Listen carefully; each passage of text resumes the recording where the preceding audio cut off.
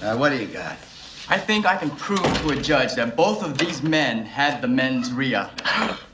What the hell is a mens rea? It's a legal term the lawyers use. It just means the intention to commit a crime. Okay, come on, let's go. Mens rea? Put the cuffs on him. How could we have gotten mens rea? We take blood? Can you do it without taking blood? We both use condoms. How is this possible? I want to see a doctor. Can I have an independent blood test? Money! I feel sick. What are you doing? Mens rea! Oh! Oh! My God! No! Hey everybody, good morning. You know what? It's OJ time, so it's this time. OJ Simpson kills those two people so hard they stop making the Ford Bronco. And just as an ear warning, earbuds people, brace yourselves because This is called a stabbing motion! Stabbing motion! Stabbing motion! we're back. Hi, Chandler. Hi, Jeff. How's it going? Oh, it's going. Yeah. I didn't oversleep this time, so that's an improvement, I suppose. You didn't ever sleep, or I didn't ever sleep? Well, I overslept by 18 minutes yesterday, so today, yeah, I was 18. I was like 20 something minutes late yesterday. Oh yeah. I woke up 18 minutes after I was supposed to start streaming, but today I didn't. I woke up about 20 minutes before, but man, I'm still kind of on the jet lag express here. Yeah. Just not getting that first night's sleep because I was traveling across the world on delays. I'm sure that you're jet lagged. Messed up. It really messed up with because I have this perfect plan that I avoid jet lag. Well, that just utterly came to pieces and fell apart this time around. So now I found the problem. If I sit down somewhere anywhere remotely comfortable, I'm asleep. Just instantly. Like 2 hours ago, I sat down on my bed because I have a CCTV camera for the dogs, and I was going to put one in the bedroom. And I sat down on the bed, and I was gone. It's still sitting on the edge of the bed. I was just gone. And I woke up like 20 minutes ago, so my head is still like in about a 6-league fog. Well, then we're in the same mental state, although I think I'm a little bit more awake than you are, possibly. But we're here, dang it. That's the important thing. Yeah. Hi, Flux. You're our favorite person, too. Oh, hi, Flux. Yeah, I saw that. That's like the cutest thing. My two favorite people. Oh, I wish you were here with us. I hope you're having a good morning at work so far. And MLS law says let's give Chandler some appreciation for getting up at 6 a.m. to participate in this trial. You mean what I do every week? Yeah, and she usually wakes up like at 4:30 or 5 because she's weird. Yeah. For this trial, anyway. Yeah, well, I'm weird because I want to hang out with you, apparently. The Eric Foams cryptically says the Eddie Bauer editions were really nice. I don't know who he's talking to. I don't know what he's talking about. I hope he's talking to us, but certainly he's not mocking my 2 Eddie Bauer shirts because that would be a crime. Eddie Bauer's awesome. Yeah, so I'm trying to get my head around it here. So I guess the best way to start out with is the cocktail / whiskey of the day, as always. You may have seen me several times wearing the Sugar House Distillery hat on stream. Well, this is the base offering bourbon from Sugar House Distillery in Salt Lake City, Utah. Yeah. What? That's what I thought. This was. That's how hot it was before I left. Holy crap. I wish I had some of that. I just realized that I'm completely out of whiskey, and tomorrow is Fuck It Friday. What do I do? Yeah. I have to buy whiskey. I wore this hat the last weekend I was here out in the ocean. So I got like a little salt line here from being out in the ocean. I was trying to think, oh my God, I wasn't sweating so bad I left a salt stain in my hat, did I? I was in the ocean. Now I have hats that are it's hard to get that out a little bit, but I think you can kind of brush it. I have a hat that it says Kush Life on it. It's like one of my favorite hats. It has like a nice snakeskin pattern. And yeah, it's just like doused in the ocean. So I need to fix that one up. Yeah, that adds character. All right, so this is Sugar House Distillery here. They are in downtown Salt Lake City. Definitely a micro distiller. They're one of the people they cannot keep up with the demand because their product is so good. They're trying to get a new giant warehouse built so that they can store more barrels, but they are going just balls to the wall. So, but I have not had their base offering, just the base bourbon offering they offer. So we're going to be trying this for the first time today. If I can figure out how to open it, there we go. Take a sip for me. I have Dragon's Treasure tea. And we're also using the other shot glass I got from Aussie Overlord. Little map of Australia with a little roo on it, and a koala over here. So that's the other shot glass I got. Oh, I left that one in your hotel room, and I meant to take it. I just have the little koala, but I love the little koala. You can't drink whiskey out of the little koala, but I love the shot glass.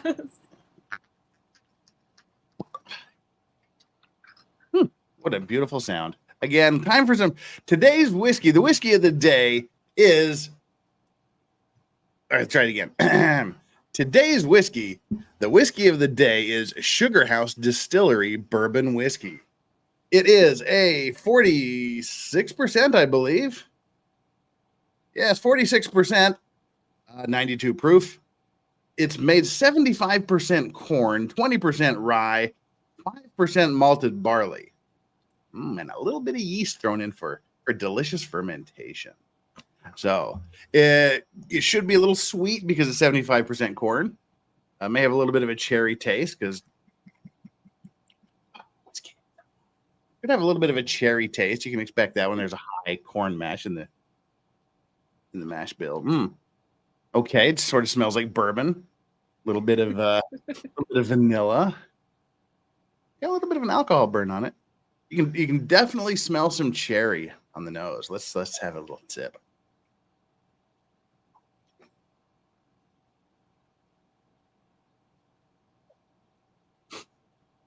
Ooh, a bit of an alcohol burn to it. That could just be that I woke up.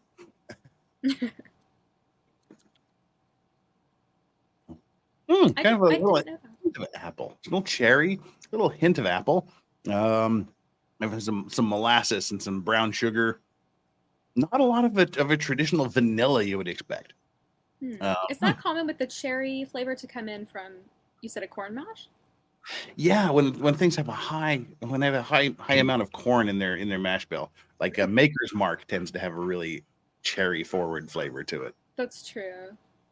And that is the high corn content. I did not know that. Give you a spice. So that's pretty good.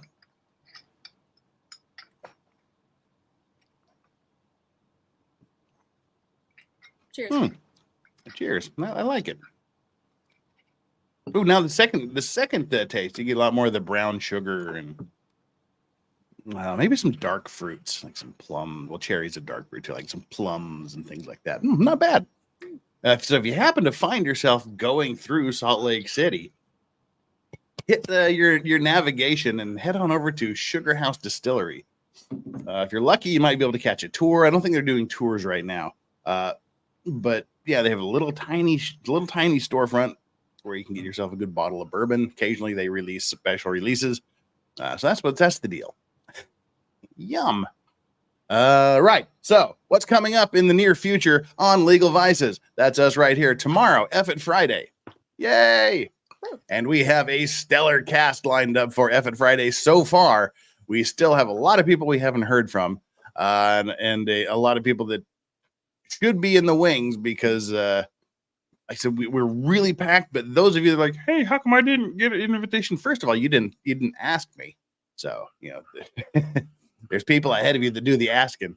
The people that say, hey, I want to be on F it Friday, they get first priority.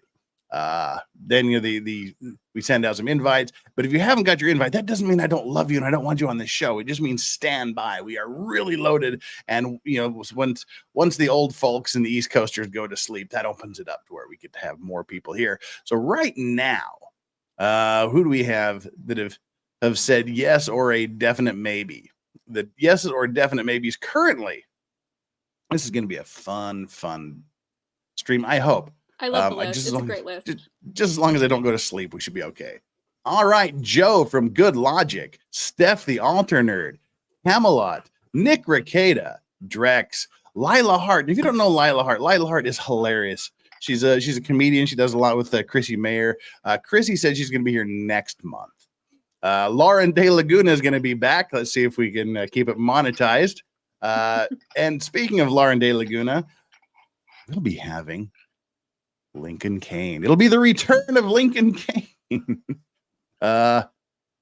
He's promised not to drink until about an hour before he's going to be on the show.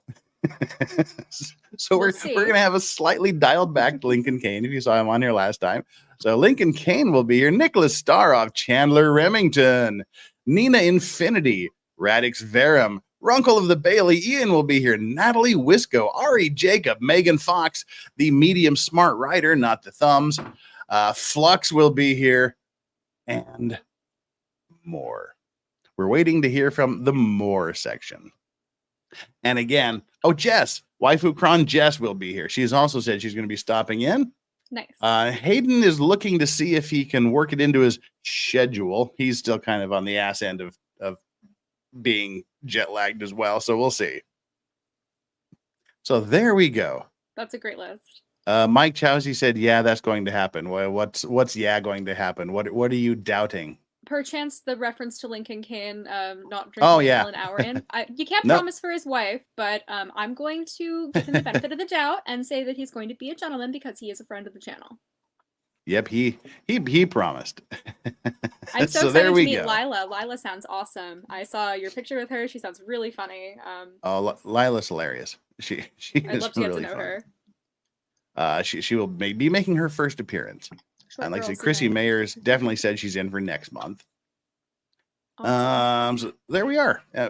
That's it. And the other regulars that are on there, because like a lot of problems, what's easy, and it's not going to be in the night. It's going to be in the morning time. We alternate. 1 month we do in the evening Friday. 1 month we do Friday morning, just so people around the world can deal with it, and so I can have a weekend. So that's why like MG Law, MLS Law, they get to come in later, I guess, usually because they're working during the day like normal people. But still, they haven't said they want to be a part of this yet, so shame on them. All right. Well, that out of the way. So that's what's coming up. F and Friday is coming up tomorrow. It'll be starting at 8 a.m. Eastern time. So we can get an early jump on things, and it'll go until I can't go no more. And the standard rules apply. Aggregates of $100 gets a shot of standard, normal, everyday whiskey. Haven't decided yet. The $100 super chats, the straight up $100 super chats, gets a higher premium level whiskey. That's just kind of the old school. The old school rules are back. That's the way it works best. Nice. All right. And then Monday, Femme Natal, what's up? We missed you, man. That was so sad. We didn't get to see you there. On our meetups. Dang. Anywho, I keep hearing this disconnected thing. I think my external hard drive was being mispositioned. I heard the beep. You heard it? Yeah, earlier. Oh, weird. Like right before we came on. Oh, weird. All right. Anywho, yes, Nicholas is on the list. You're not paying attention, Jason J. You didn't mention his name. I did. I said Nicholas Staroff. I didn't. Right after Nicholas Kane. Nicholas Kane? Nicholas Kane. Lincoln Kane. Yeah. No, Nicholas Kane. That would be scary. Pardon me. I must have missed it. Right. I think we're both sleepy and on like the same like US time right now, possibly. So. The difference is I just look more awake because I put on lipstick, but I'm totally not taking another nibble. Says, oh wow, she's 4'6". Oh come on. Oh come on. I'm honestly, Lila would. I'm probably talking about Lila. Yeah, I'm probably 4'11". I'm not that much taller. Lila wishes she was 4'6". Lila's 4'6", standing on a stepladder. All right. With that out of the way, it is OJ Simpson Day. How are you doing? It's been a while, Chandler, since we've had OJ Simpson Day. I'm good. I'm really happy to be getting back to OJ. Me too. I've had a lot of rest since coming back from Texas. I was like still in vacation mode, so I kind of just like took a week to do nothing, and it was really, really nice. Yeah, I'm like I said, I'm still trying to get used to it because I'm just doomed, doomed because of jet lag. Well, you were traveling for longer, and your brain got used to the difference in time, but you'll get there. You'll be good. Smopo Vienna says, Vices, are you on Memes stream before you start? He's got a new game. I doubt it. If I am, it's just going to be for a couple of minutes because I have the cleaning lady coming tomorrow. So I'm taking the dogs to work. And then after the work, I'm going to run the dogs over to the vet to get their ears checked because they're messed up. And then I'm going to come straight back and hopefully I'll be back by 9 o'clock. If not, it'll be shortly thereafter and I'm going to go straight in the stream. But if I happen to, if magic happens and I have to get back 30 minutes early, I'll pop over on Meme Copium stream. Meme won't be joining us because he's going to be getting drunk on his own stream. And if he's still conscious after, in the wee hours of our morning here in Korea and Japan, he'll join. But that's that. And I can't remember anything about where we were. ANDREA Mazzola was on the stand. No, I mean like about OJ. You got your sleep. I haven't got the sleep yet. Like I said, I'm good as long as I don't sit anywhere comfortable and I'm doing something. The second that my brain goes, oh wait a minute, this is comfortable, and you're not doing anything, I'm out. Yeah, you can't slow down. You have to keep going and going and going. Yeah. For eternity. So we'll see. we'll see how F it Friday goes. Hopefully, we'll be able to do it long. But we'll do what game prep we can, eating lots of bread, some carbs. We'll ordering some KFC and stuff like that.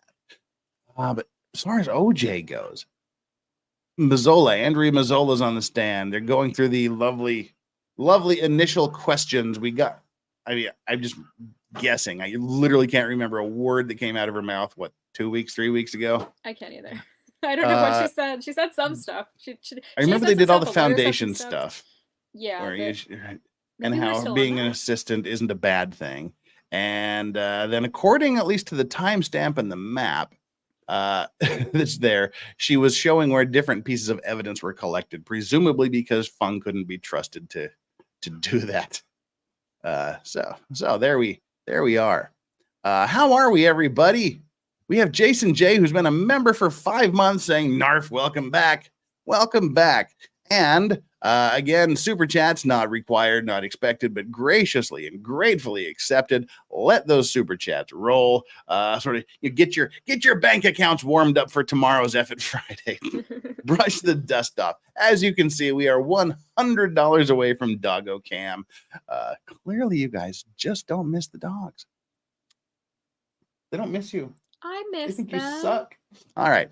With that silliness out of the way, let's bring this up. And by silliness, I mean... Wait, quick question. Did the dogs miss you?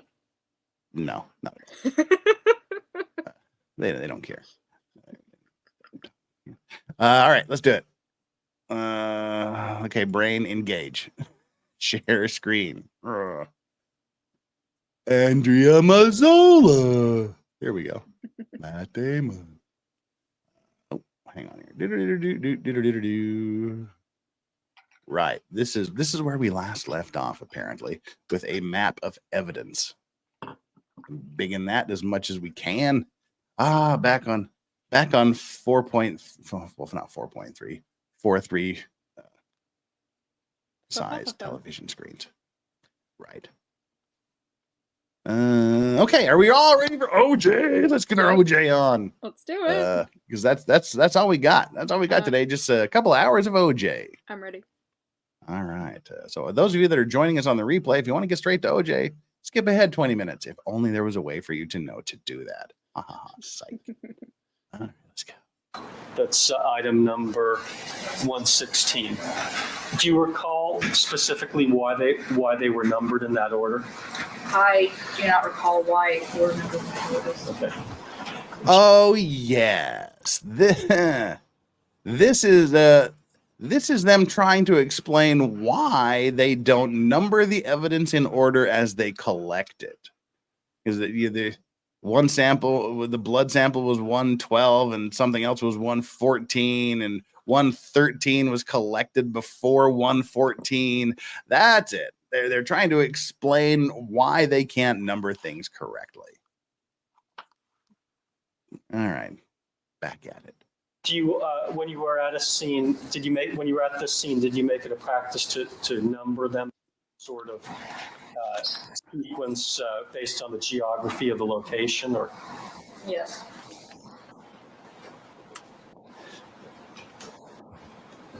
They number them based on.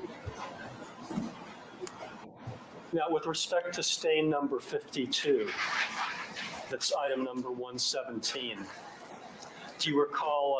That's what the cops are going to be saying when they kick down my door and execute a raid on me. They're going to be looking at my bedroom and going, stain number 52. Collecting that stain. Sorry, that was. Is there anything about that was unnecessary? That stain or the substrate control? You haven't cleaned for the cleaning lady yet, I presume. It stands out in my memory because when I went to take the control, a red color, the pigment came up on the swatch, and that's the first time that's happened to me.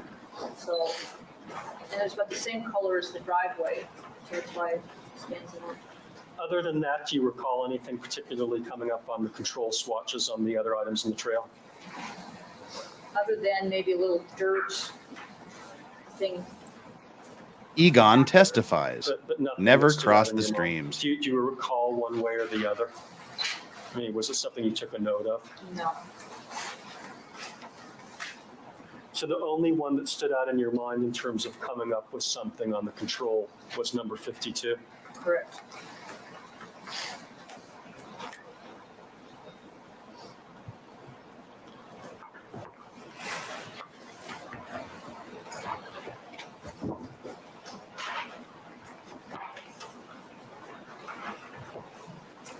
Thank you. You can resume your seat.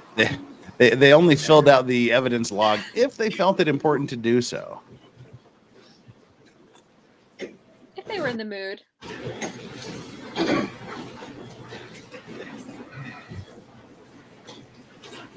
You know, sometimes they couldn't find a pen. Didn't want to go looking for one. All right, Mr. Goldberg, I'd like to take our recess at this point. Oh, okay. We got here just at the recess. All right, time. Ladies and gentlemen. And I'm going to. We're going to take our first recess for the morning. Please remember all of my admonitions to you. I'm going to bump Chandler's volume up a little bit here because I'm finding it difficult to understand or hear Chandler. Not conduct any Let me bump her volume until the matter has been submitted to you. We'll stand in recess until 10:30. Ms. Mazzola, there, that should sound better. To return at 10:30. Say something to us, Chandler. Right, thank you. Luckily, we've now been rejoined by all the members of our jury panel. Ms. Andrea Mazzola is on the witness stand undergoing direct examination by Mr. Goldberg. Good morning again, Ms. Mazzola. Good morning. Ms. Mazzola, you're reminded that you were still under oath. Mr. Goldberg, you may continue. Thank you, Your Honor. We were talking about the substrate controls, I believe, before we left. Is it necessary, do you always have to collect a substrate control in every situation when you collect a stain using the LAPD procedures? If it is possible to collect one, we collect one. Okay, well, when would it not be possible? Yeah, so that wasn't the question. If, say, the blood covers the entire area, a small piece of stone or wood or whatever, then there would be no surface area to collect a control off of. You mean if there was no uncontaminated area? Correct. And say, how is there no surface area? We live in a three-dimensional world. I wanted to ask you a couple of questions more about the Griffin hearing before we continue with the Bundy collection. This hearing in August of 1994. When did you first become aware that you were going to testify in that hearing? It was that morning. And how was it that you became aware of it? I was already at work in the toxicology section, and I got a phone call from Michelle Kessler, the lab director. Had you ever testified? Saying Dennis Fung screwed up so bad, we need you to come and testify. Witness in court? In toxicology cases, yes. Can you give us an approximation of how many times? 5 to 7. Okay. And when she told you that you were going to be needed in court, how much time went by between then and when you actually showed up in court? Probably not more than 10 minutes or so. Did she tell you what case it was going to be on? Yeah, she said the case. So. Okay. So you figured it was this? All right. All right. And you didn't have any advance warning before she called that you were going to be testifying? When you got to court, what happened? I was led up, well, I should say led down to the 9th floor, and Mr. Matheson was coming out. Hold on for a second. Who's Mr. Matheson? He was the serology supervisor at the time. Okay, so he was coming out of where? Out of the courtroom. And what happened? And he asked me if I had my notes, a binder, and I said, what notes? So he gave me his binder of notes, and I was brought in. Did you have any opportunity to review Mr. Matheson's notes before you went into the courtroom? No. That's weird. She would be giving someone else's notes. No. When you were brought in, were you brought in for the purposes of testifying? Yes. And were you called by the defense or prosecution? I was called by the defense. Did you Why was Mr. Matheson have an called to opportunity testify? to discuss with the defense beforehand what questions they were going to be asking you? No. Or discuss any aspect of the case with the prosecution in advance? No. So you were a criminalist one, and you're testifying on the Simpson case. You didn't have a chance to speak with the questioner in advance to review your notes. How did you feel? Sustained phrase. How did you feel at that moment in time? Were you nervous? Nervous and thoroughly alone. Okay. And had you had occasion even to think about the case mentally and trying to go through and remember what had happened prior to getting up on the witness stand? No.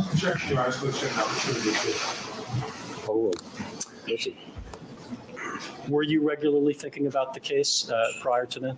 No, I wasn't. Andrea Mazzola, are you Now, regular? At the Griffin hearing, were you asked some questions regarding who collected what at the Bundy location? Yes. I'd like to ask you some questions on page 735 of the transcript.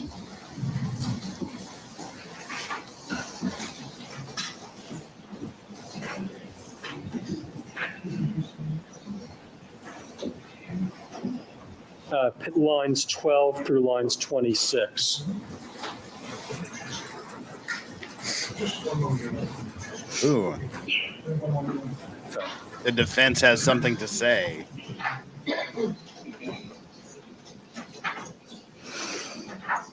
Dun dun dun. I love how Johnny Cochran's like. Excuse me, yes, with the corporate. Do I need to put in the transcript? Yes. All right, thank you, counsel. Proceed. Well, that was quick and easy. Bob Newhart just sips his coffee. Actually, I'll start on 734, line 27 through 735, line 26. Are you ready, counsel? Do you have that? 27. Question, and which, I'm sorry, at Bundy again, were there certain bloodstains that you collected and other bloodstains that were collected by Mr. Fung? Answer, yes. Question, and which bloodstains were collected by Mr. Fung? Answer, I believe None. he collected the red stains that were near the shoe prints that were made on the walkway. So look at that. In Fung's records, everything was I collected it, I did this, I did that, I collected this, I bagged this, I did this. And then they're talking to her and they're saying, what evidence did Fung collect? I think he collected those red spots over by the shoes. Now, if I were a feminist, I would be saying, oh, it's so typical of men to take credit for all of the work that women do. But, I really wonder who instructed him to say that. I have that has confused me. You heard his explanation. It's a tick he has. It's a grammatical whenever he's quirk. under oath and whenever he's being questioned in court, it's a tick he has that when he says we or I, he means we, which means Mazzola. It's a tick. He explained that, Chandler. You're just not paying attention. I paid attention, and I still have questions. I'm not totally satisfied by his answer. Yes, that was Fung's vocal tick. For those of you that weren't here for that, they were saying, "Well, why did you say I when Mazzola did it?" Well, it's a vocal tick when I'm under oath, and I say I really mean we, and that includes her. Yeah. Lame. Totally. Sure, Fung. So now, Dennis and of course, Fung can't tell you what evidence he collected because they didn't, as Chandler mentioned a minute ago, they didn't write it down. They did not write down who collected a piece of evidence unless they felt that it was a relevant, important piece of evidence. They themselves made that determination on the spot. Yeah, it was kind of an afterthought. Later, if it became important, then they would go back and try to remember who collected it and around about what time it was collected. Solid. That LAPD, just bravo. Our boys in blue. Totally brilliant. Deadshot Gaming is a new member, has just become a new member. Welcome to the Clean and Sober crew. Nice.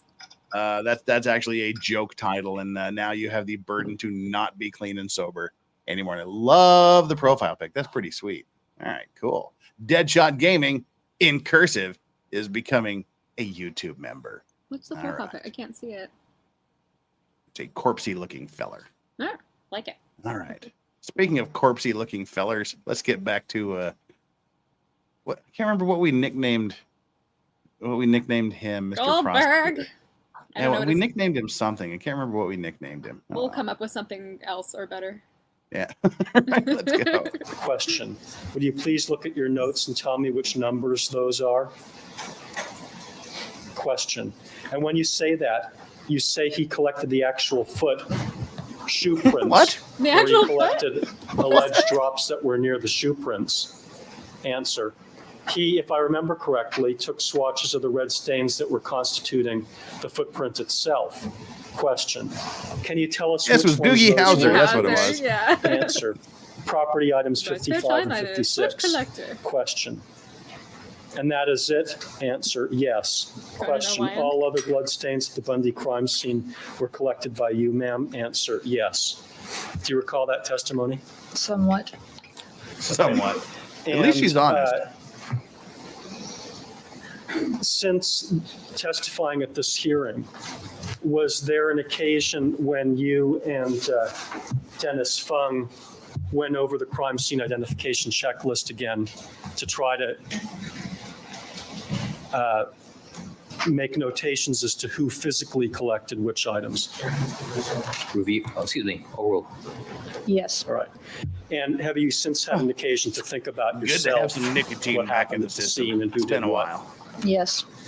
And did you in fact do, other than on stain 55 and 56, the shoe prints, most of the physical swatching on the other stains?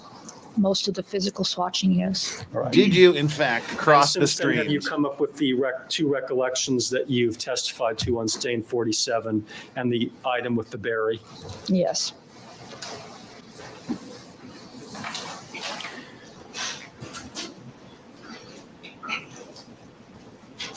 Now, at the time that you testified at this Griffin hearing, did you Peter believe Griffin that hearing? all of the photographs taken of the blood stains had rulers in them or scales in them? I believe that they had, yes. What made you think that? So I had seen the photographer lay down a scale Wow. on one Eric of these drops. Holmes going So I vague assumed that he old was going to do school. all of them. Dr. Drecker Did, from Nightbreed. You since looked at the Wow. crime. Have you since had an opportunity to You review get the crime 100 scene rando photographs? internet points. Had you had an opportunity too to young to review the understand that crime scene reference. photographs before Fairly. testifying at the Griffin hearing? No. And in reviewing the crime scene photographs, did you see a scale on every single one of the photographs? No, I did not. All right.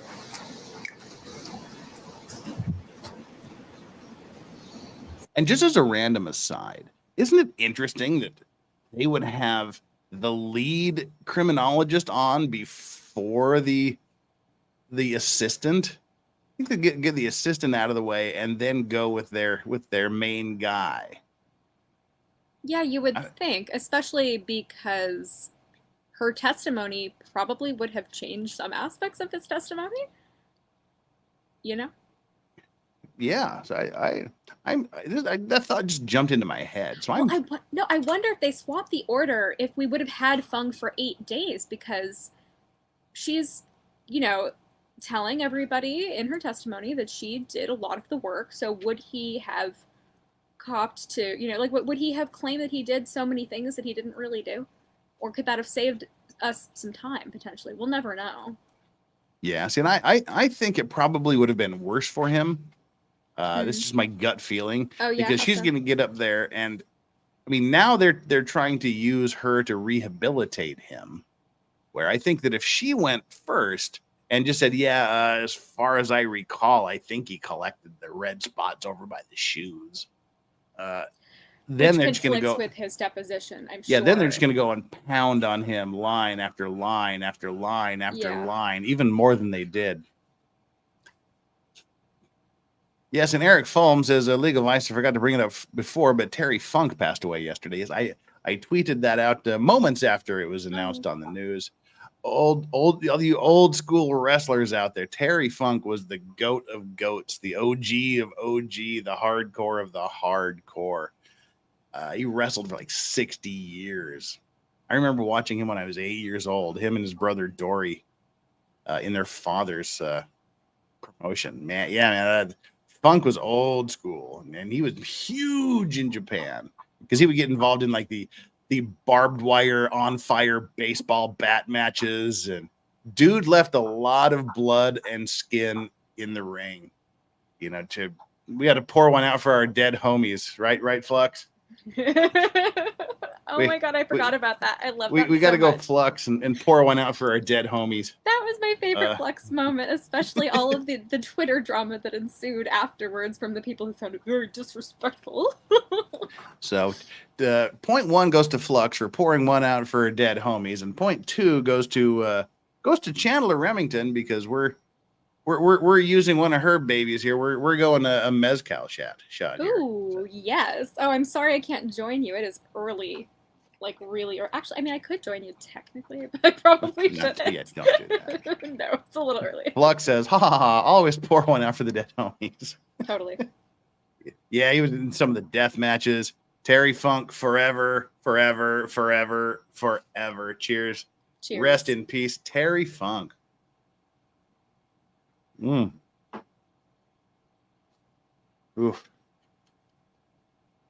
No, I could see somebody getting offended by that, by the way, if they said something like, you're wasting good whiskey like that.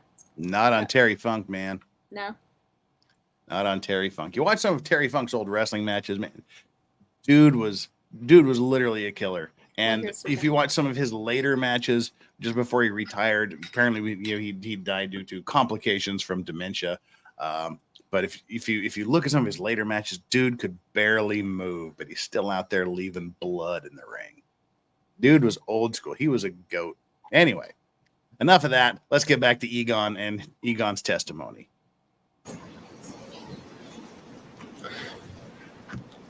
I'd like to direct your attention to an exhibit that we previously marked as Defense 1081. And I can barely get my fucking ass out of bed. Well, you're not yet 55. You're 54. That's good. That's page 2.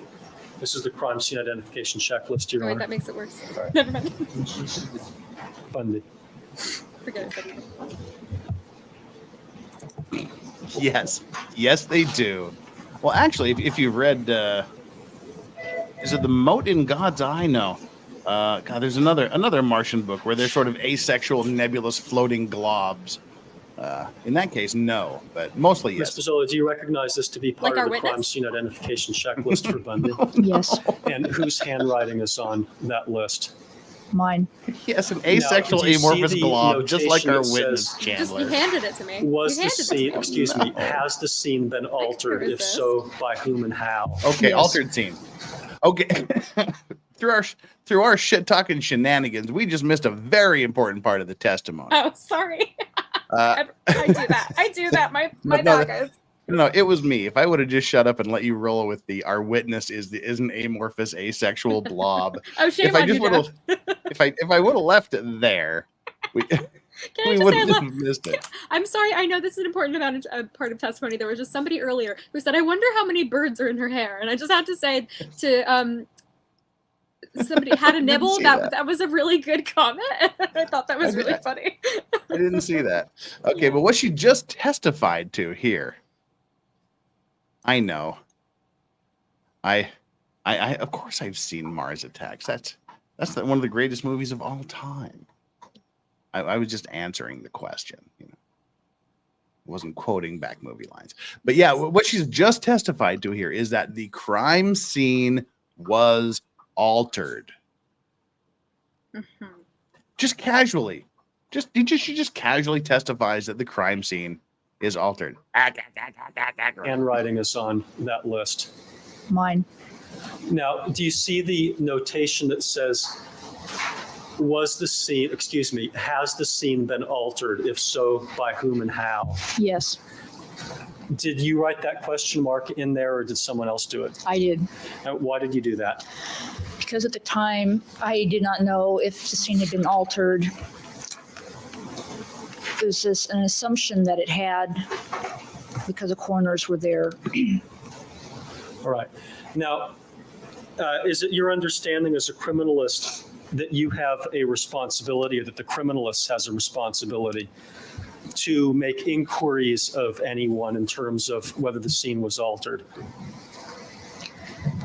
The criminalist really does not do any investigative work. Eric Okay, but does the Foam's dropping criminalist the talk to the DSP investigating bomb. officer?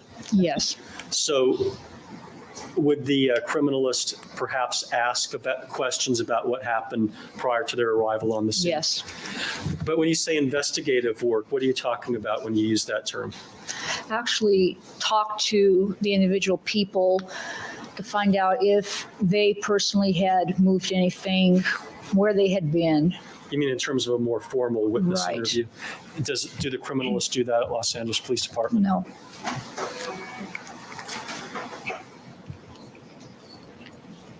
Thank you.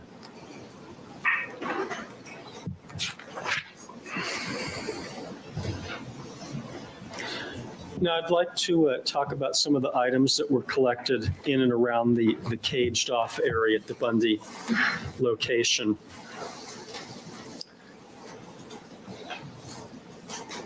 And first, the glove. I think it's People's 164.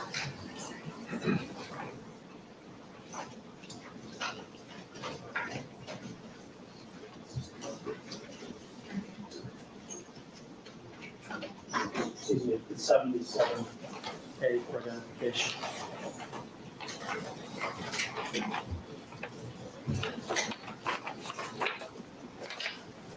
You know, Honor, maybe I can just put a piece of butcher paper down on the Why are we buffering? That's weird. little table over there so you can take this out. Oh, sure.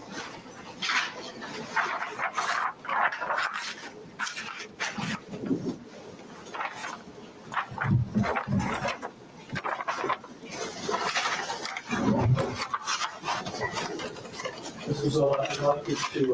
Well, yeah, Surfing Bird reminding us birds aren't real. That's true. People 77. They're government and drones. describe what you're doing for the record. Okay. When you see them on power lines, they're just charging. It puts on the gloves. This was not the infamous glove moment. This is a little Dr. lackluster. Jellyfinger reporting for duty. Do you have Or a knife duty, for? as the case may be. Do you have a preference? No. Women. Oh, sorry. Sorry. I am opening the sealed envelope. Sad. Seal envelope. Club it. Is he going to start singing? Mary. Oh, see, I can't remember what supermodel Seal married. I am removing Heidi Klum. the paper bag. Heidi Klum? Yeah, you're And right. I'm Heidi opening Klum. the Yeah. bag. Klum. And That's how Heidi she says Klum. it. removing the glove. You call her Klum? What is with this buffering? Now, do you don't recognize know. any of the Korean writing internet. on that paper?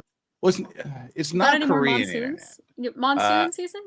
We have an amazing electrical storm outside, though. But no, Could be that. Maybe. I probably just need to reboot the system because in the time that I was doing nothing, I set everything up and got ready to go. The browser updated, so I'm now using the newest version of Edge. Edgy. I'm an edge lord. I should try Edge. That's the way to go. I need to. You should what? I should try Edge. Everybody. Okay. Not edging. I thought you said I should try to edge. I'm like, no, I didn't say that. Okay. I was like, all right, we're going there, are we? I'm trying. I have to fix. I have problems with StreamYard, and I have problems with my internet also. No, Chrome is shit for StreamYard. Chrome has so many extensions and hidden crap open that it always buffers for me. It's never had a buffering problem. Remember when my audio was really bad? It was because I was using Chrome, and when I switched over to Firefox, it was better. But now I can't share my freaking screen. So if I want to do my own streams, I have to have other people bring stuff up. They told me, they're like, you can't share your screen in Firefox. I talked to StreamYard support, so I have to figure something out. Just use Edge. Okay. Yeah. I'll try that. There was something weird about Firefox. That may have been it. That's why I didn't use them initially. But anyway. Enough browser talk. Gloves. We have a glove. Oh, it's the iconic glove. No, is that the real? Is that the glove? This might be the other glove. It's one of the gloves. The Bruno Magli murder gloves. Size extra large, extra large. He had big hands. The stream was doomed since Jeff told us to hold our tits. I hope you're still holding your tits, because tits are meant to be held. It's just saying. But please feel free to unhold your tits and send super chats our way. We don't have a single super chat yet. Weird. Nobody's super chatting us. We're so much fun. We're so funny. But again, it's not required. It's not grifted. It's just a comment in passing. It's just a suggestion. Yeah. Let's go. Not even a suggestion. Just a comment in passing. Wink, wink. Nudge, nudge. Say no more. For bag. Yes. Whose writing is that? Yeah, it looks like most of it is my writing. Most of it is my writing. And is that the paper bag into which the glove was placed at the Bundy location? Yes. She's more credible than he is. Have you had an opportunity to look at some videotapes showing yourself collecting a glove and also a cap at the Bundy location? Yes. Prior to seeing those videotapes, did you have I an sincerely hope so, recollection Fire of who and Ice. collected those items? I knew that I collected most of the items in that area. Blocks bringing the $2 super chat just to one, pop the super chat cherry. Two, just to say boobies. I love you, Flux. I love you too. Aw. Mocha Dick Poon right back at you. Mocha Dick Poon. XOXO. XO. Did you recall specifically who collected the glove prior to viewing the videotape? Specifically, no. All right. Did the viewer? All right.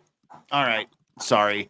I interrupt this really boring trial to bring you another Larac story. This is a legal vices origin story. Ooh, go. As most of you know, I first started my life here in Korea as a Mormon missionary. Wait, let me have another drink of whiskey. While I tell my Mormon missionary story. That sentence is just so perfect. I began my life here. I was born a poor black child. The Jerk is a great movie. Anyway. Yes, it is. I started my Korea life out as a Mormon missionary when there was nothing here. It was legit third world back here. I mean, there was nothing. And later, coming back here, my son wasn't born yet. We were in the old house. I was still married, weirdly. So this would have been 25 years ago, maybe 25, 26 years ago.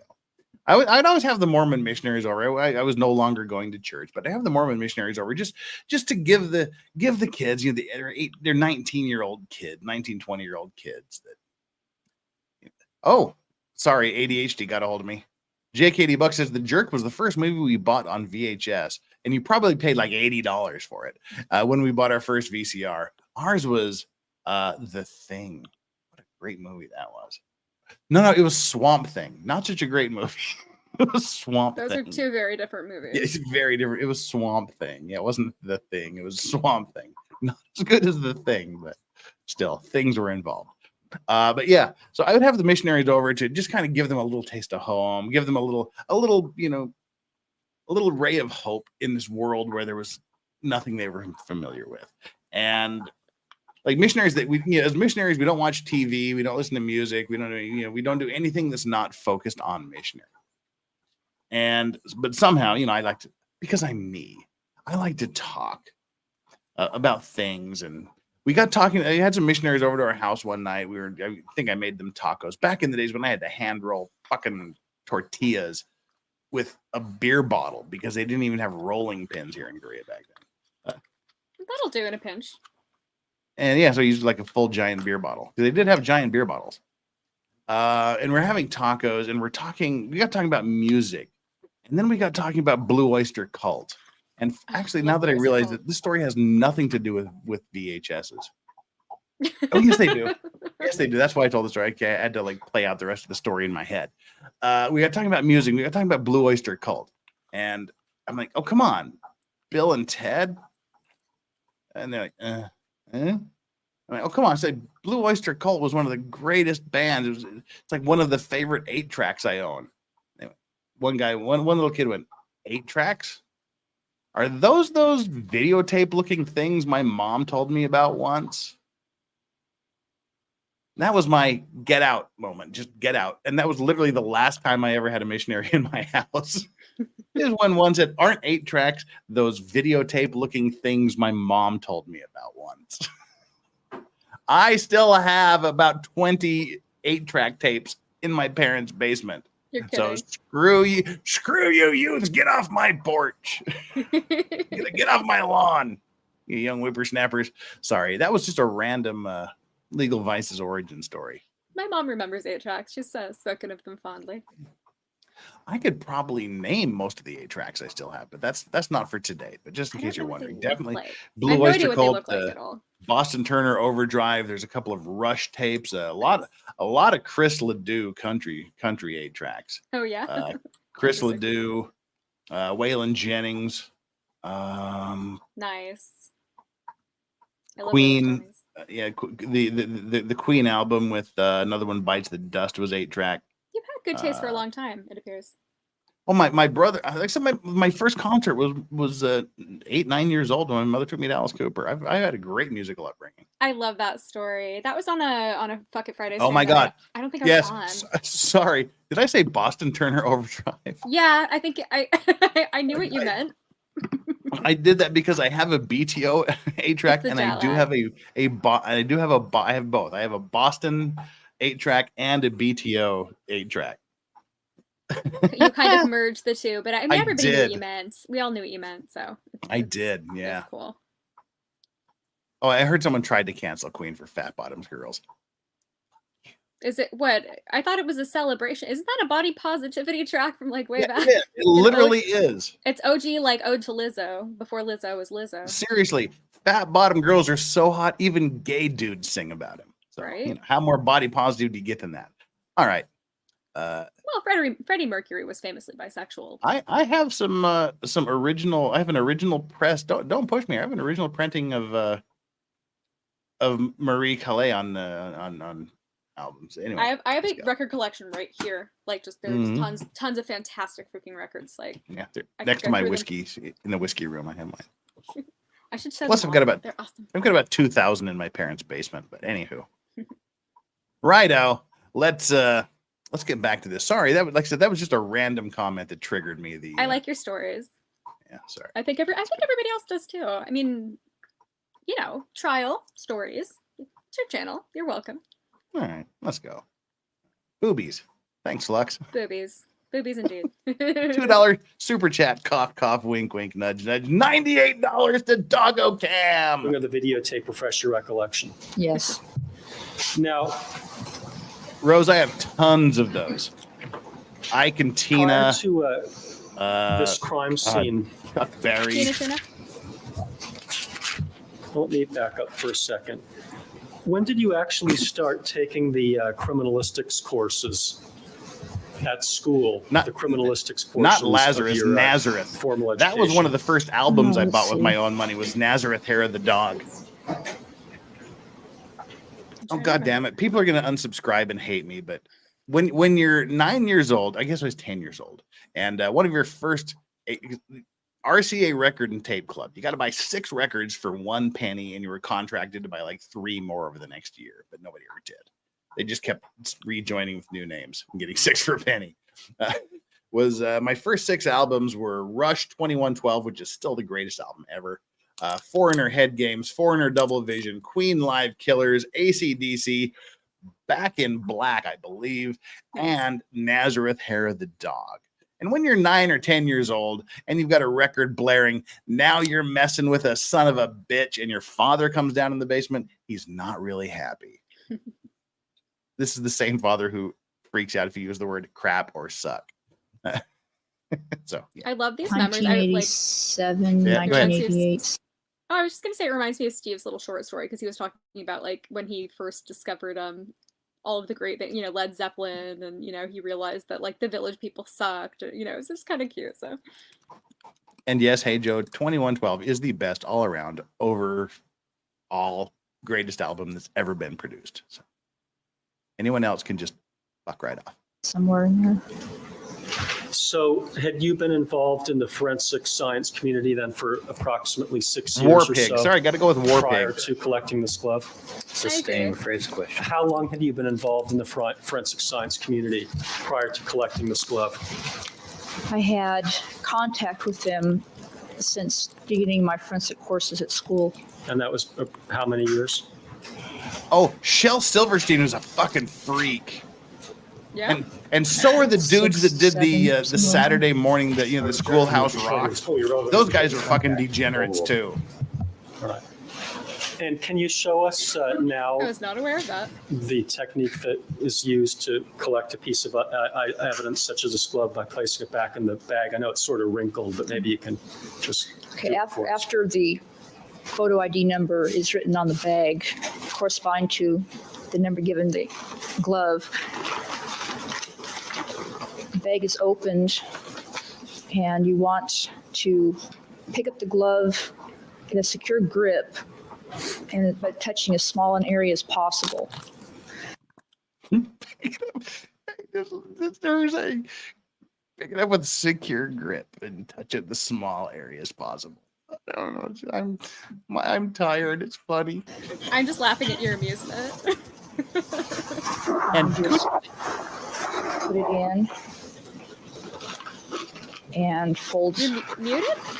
the bag closed securely. I don't know what you just said. That's it. That's all there is to it. I said Well, kudos to you good. for not blinking an And eye at the did you private feel message I qualified sent to you. do that Oh, that was after fabulous. being involved in the forensic science community for about 6 years? Oh, Doogie Howser has fallen into the swimming pool.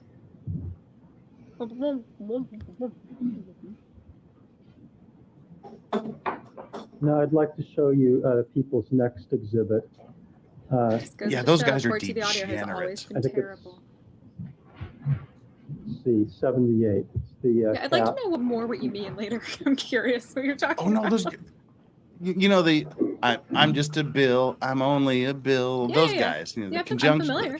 No, they're degenerates. They're just like pervs. They're totally awesome.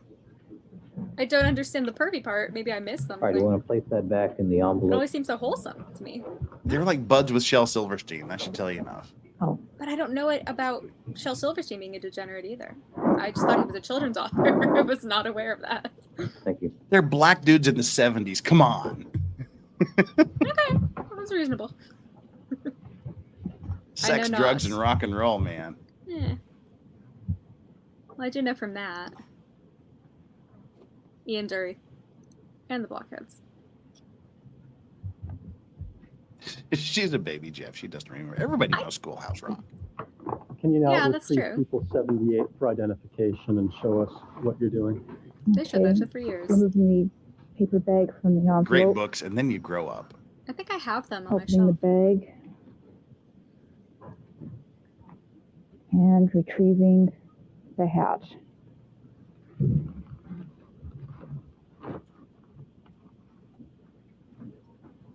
And what is that item?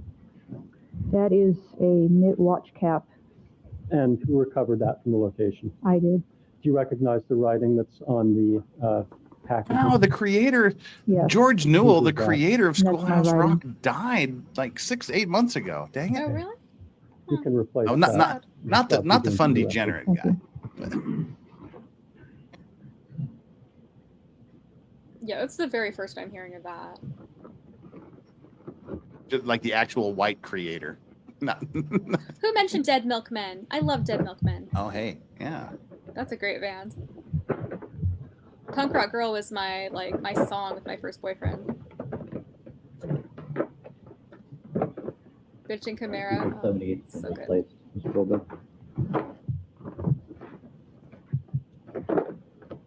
She was a lesbian. Ms. Mazzola, does there Eskimo, appear to be any midget trace albino. evidence or anything that was left on that butcher paper? She was left-handed, all right. What's with the sound? I don't know. This is just how court TV has always I been. can't see anything. Well, perhaps we can They just fell in the swimming pool. Just have to deal with it. dispose of it then.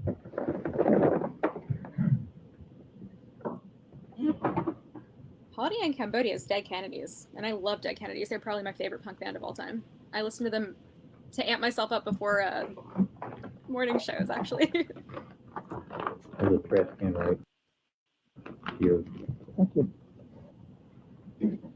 Mr. Goldberg. Okay, I'd now like to show you a videotape that we previously marked as Defense 1083 for identification. And then I'll ask you some questions about it. I have to turn this way up.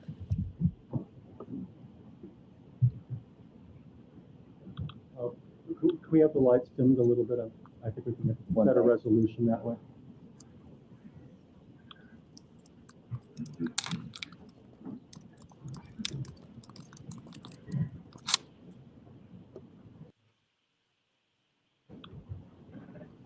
The infamous collection of evidence.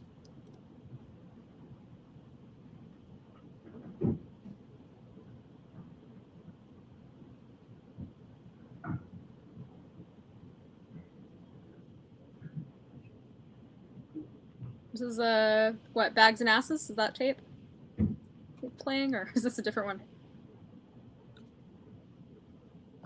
I still love that one. I love that you made that the title of the of that particular installment.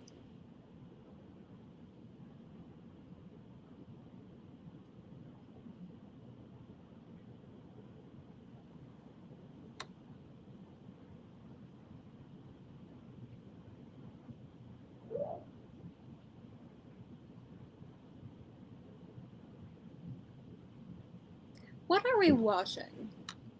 Now, Evidence collection. thank you. Ms. Mazzola, did Defense 1083 depict you at the crime scene collecting some evidence? Yes, it does. What were you collecting in that? I was tape? collecting the hat and glove at Bundy. And did you change gloves in between collecting the hat and the glove? No. Why not? The hat and the glove at Bundy were touching each other. They were not in two completely separate areas. They were in physical contact with each other. Okay. Sexy And when evidence. you were at a crime scene and collecting evidence, is it your habit to, if you see something on your gloves or see some blood or trace on your gloves, to change them? Yes.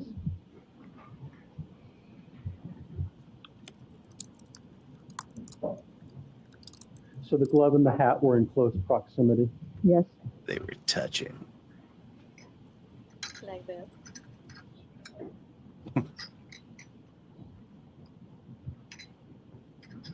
Now, I'd like to show you another exhibit that's been marked as People's 192 for identification, and I'd like to ask you some questions about that. We don't have much longer in the swimming pool, I think.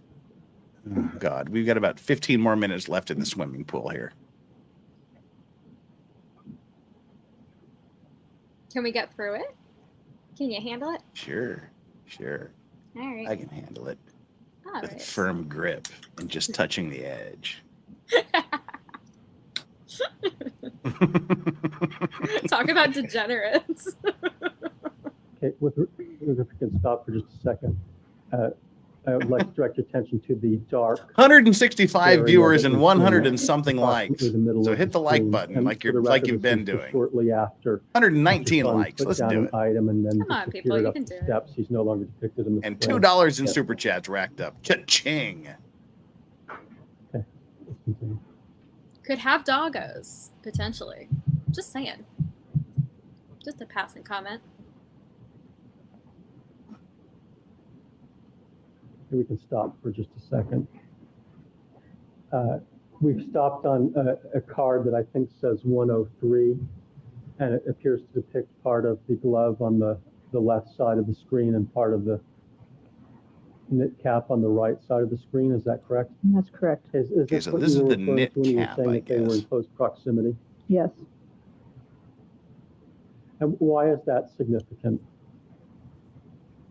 Well, any trace that I think would be moved from one to the other if you hadn't changed gloves and they were not in such close proximity, that would be more of a concern than if they're side by side like that.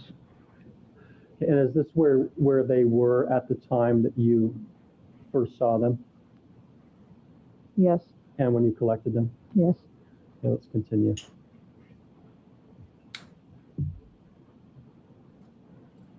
Let's stop for a second. Now we have a photograph that has 3 evidence cards in Were it. they ever OJs? Dun dun dun. Did you place those evidence cards down, or did someone else do it? Were purchased by Someone else. Nicole. Who is that? Mr. Fung. And Or the does this murderer. photograph depict the Marms, envelope and the glove $96 and the until watch dog cap, camp. excuse me, the Thank you, cap after the 3 evidence cards were placed? Love in you, it? Marms. You're Yes. awesome. Right, let's continue. You know what I should do? Send super chats, or we're just going to listen to Yoko Ono songs for 2 hours. Oh God, don't do that to it, Jeff. It's too early. Why would you? Look. I had like multiple weeks of migraines. I don't know why you would do that to me. It's terribly, terribly mean. Are you trying to torture us? See, the problem is the butthole surfers became And now if you can cliche stop after a for just while. second. Oh, Can but you I see love that butthole dark surfers. They're fantastic. area that I directed your attention And those to of on the you first green frame jelly that we people, stopped on? you're not I don't care cool if unless they're you jelly. remember And when now they for were the record, green we're on a jello and the frame jello at the sued the end shit of out this of them, so they had to collage change their that name. It has a crime scene Oops. tape across the upper portion of the screen, Your Honor. But Jello by offer never got hit with the cease and desist or any kind of copyright lawsuit. True. Thank I you. love Jello. He's awesome. I think we got another super chat, Jeff. Now, We with did. respect to the area, the dark area that I directed your attention to, Ooh, I do you know. know what that was? No, Was it the glove? no. You said Yoko Ono, and it motivated everybody to start donating. Good.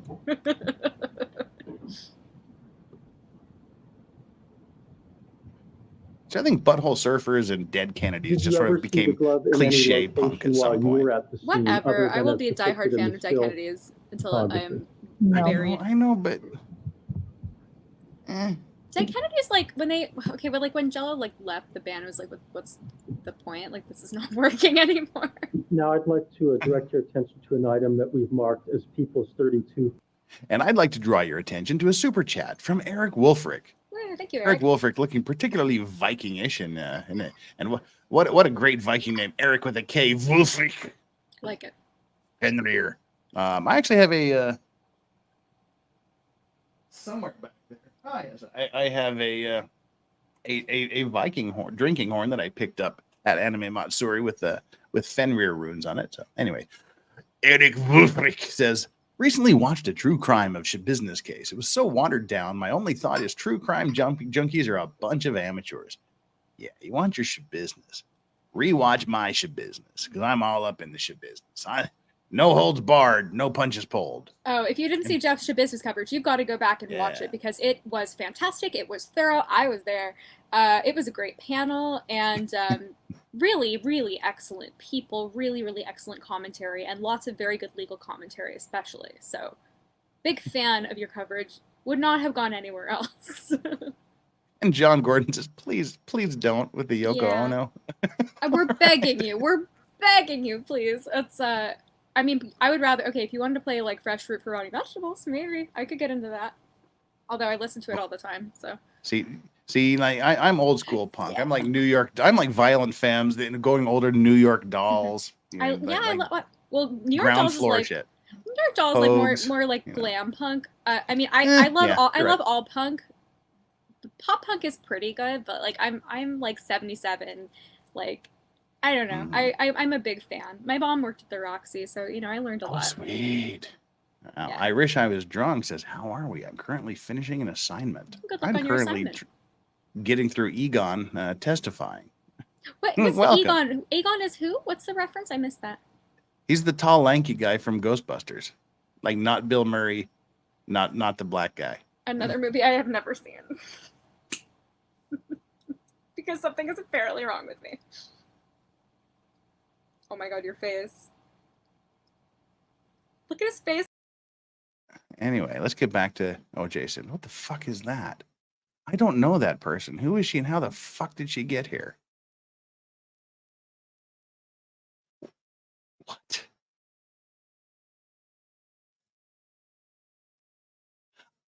I don't know what to do with that information. 1, in chat if we should bring her back. 2, if we should require that she watch Ghostbusters, at least Ghostbusters, before we bring her back on stream.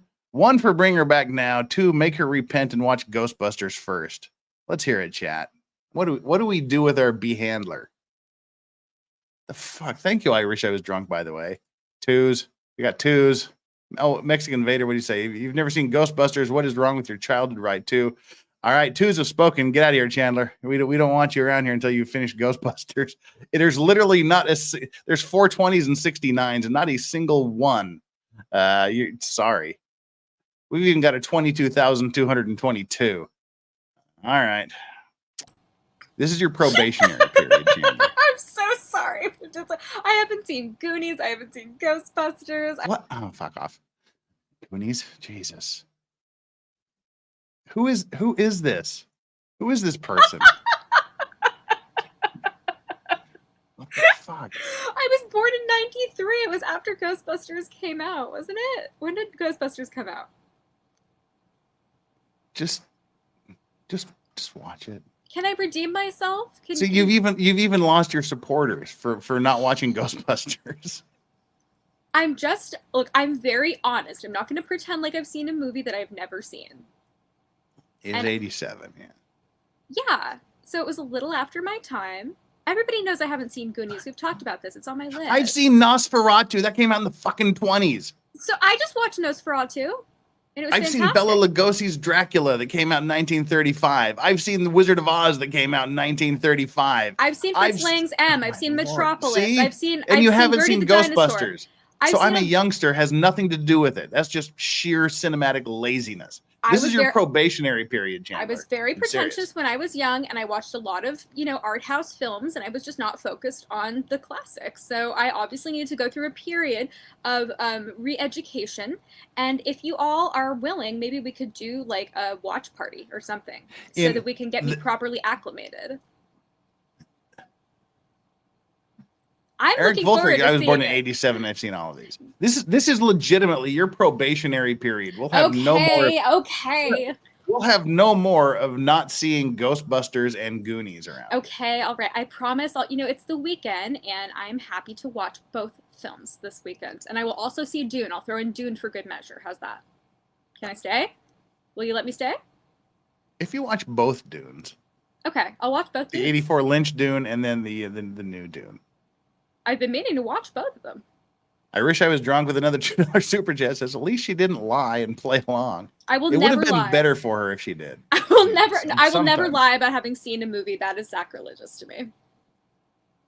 I was sacrilegious. You found yourself in this. All right, we need to get back to OJ Simpson. Sorry. I feel so terrible. Oh God. I have no idea what to do with this information.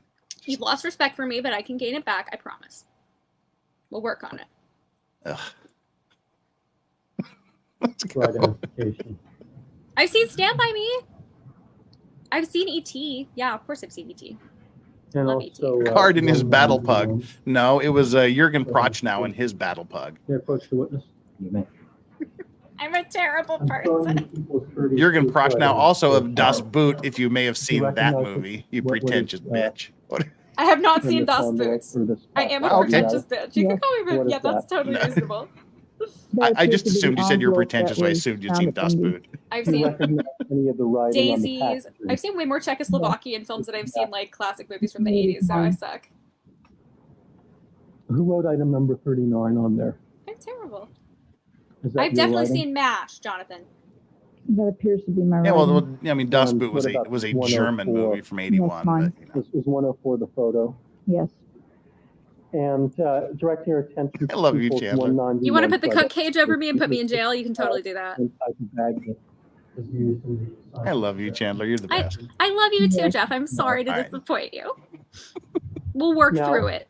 We'll make it. I'm sure. You package at the Oh, no, scene shut up, we're talking the about our eyeglass package now. Envelope, the bloody envelope, into the packaging material, the paper bag that has Except for the photo Outsiders, ID and item the number very ID in first it. movie I ever Yeah. saw Tom Waits acting in. How did The you do Outsiders that? is a good one. Tom Waits was in that, took the envelope Yeah, I know. wearing gloves. He's in a a singer. small, relatively clean area, and placed it in I'm the aware. bag, and folded down the top. And is the bag that it's placed in appear to be the same type as the one that I've just given you, the fresh one? Just, yeah, brown paper bag. I watched Labyrinth on the Now, plane ride perhaps over you can see the from strip America. of tape I love that Labyrinth. I previously love the it always mark and forever. has, Defense You remind me of the babe. 1082.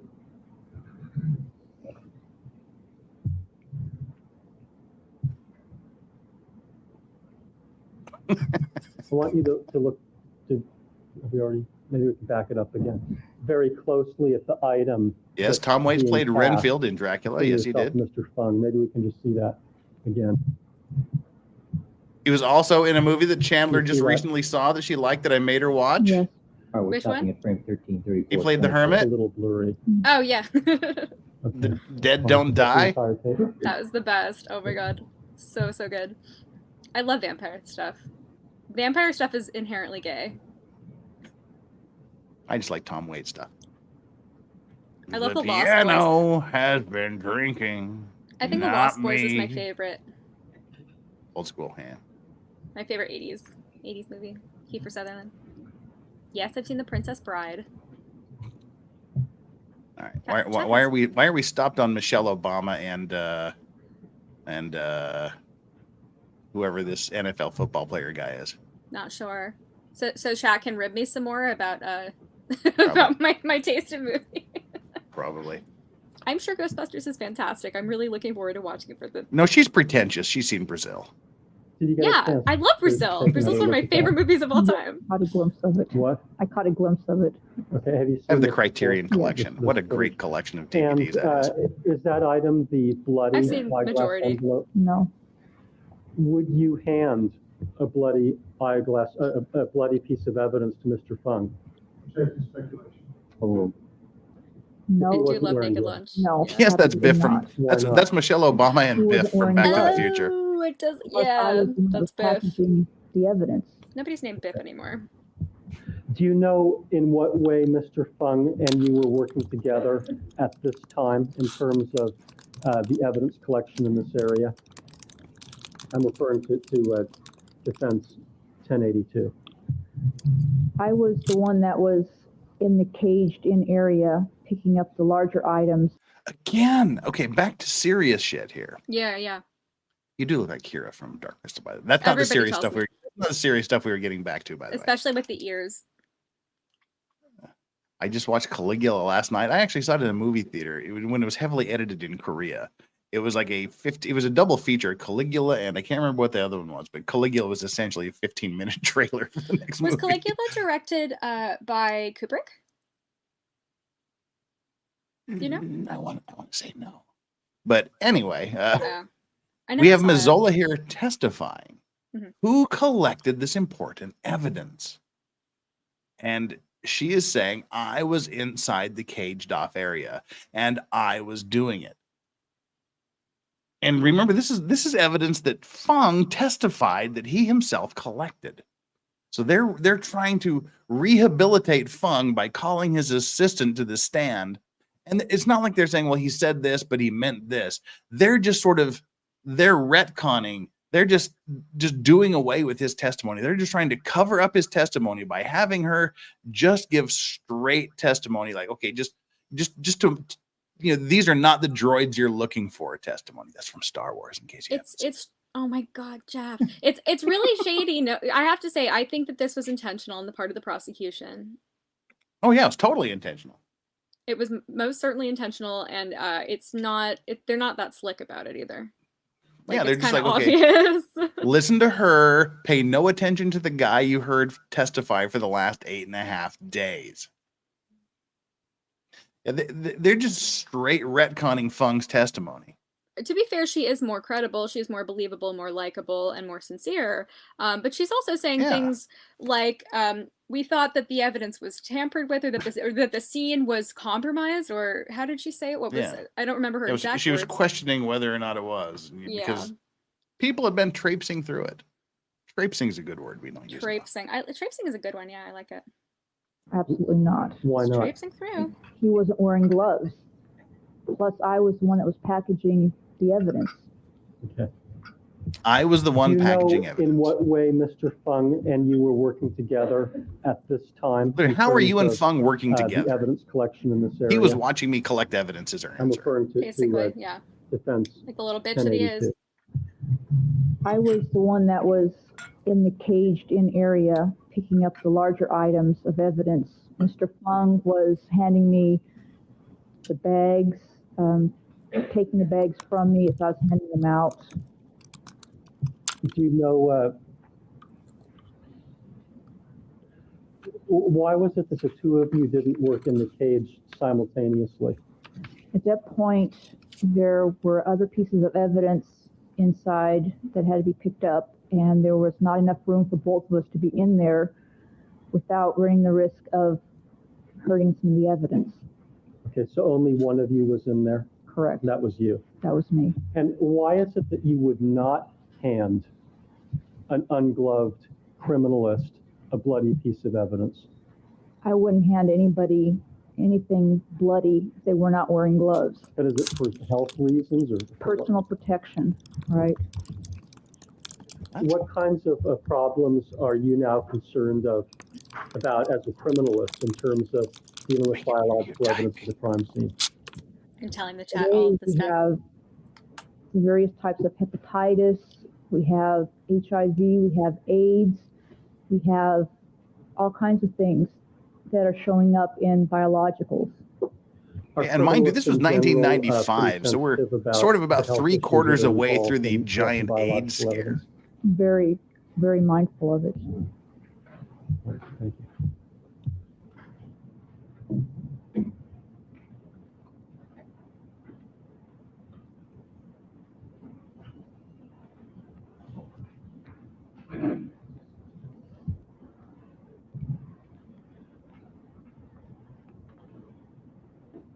Think of your next question. See, this is where people like Barry Scheck show their mastery. They don't pause for the next question. They know what it is regardless of what answer is given. At the Bundy location, seeing any stains on a rear gate on the 13th? I honestly don't even remember a rear gate. Okay. Do you remember having a walkthrough with a detective at the beginning of your collection procedure? I remember starting on a walkthrough, yes. Do you know whether you went all the way back as well? Do you know where the rear gate is now? Now I do, yes. How? From photographs, video. Okay. When you went through the walkthrough, did you go back as far as the rear gate? No. Whenever Farley has nothing to do with our channel, shut the fuck up or get out. Did Mr. All right, Fung you're continue spamming. on with the walkthrough? Yes, I did. Okay. And at the Bundy location, did any of the blood drops on the area that we referred to as the trail appear to have been stepped in? No. Not anymore, Bernice. Not anymore. What time did you leave the Bundy location?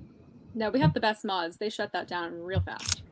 I shut that bitch down. Well, it was approximately 3:15 or so, 3 o'clock, 3:15. All right. And where did you go after you left?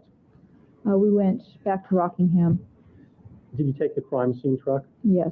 And what have you done with the gloves that you had been wearing at the Bundy location when you left? They were taken off and put in the trash bag. Before you left, did you do the same evidence inventory procedure that you've described? Yes. And do you have an independent recollection of exactly where that took place? Not an exact recollection. I like her honesty. If she doesn't remember, she says, I don't recall exactly.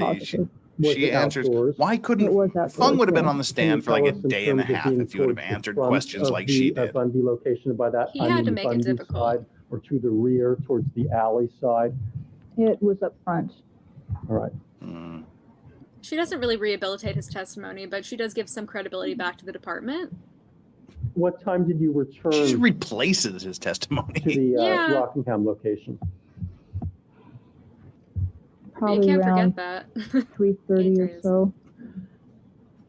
Do you have any notes with you that you can use to give us the time that you collected the first item of evidence once you returned to Rockingham in the afternoon?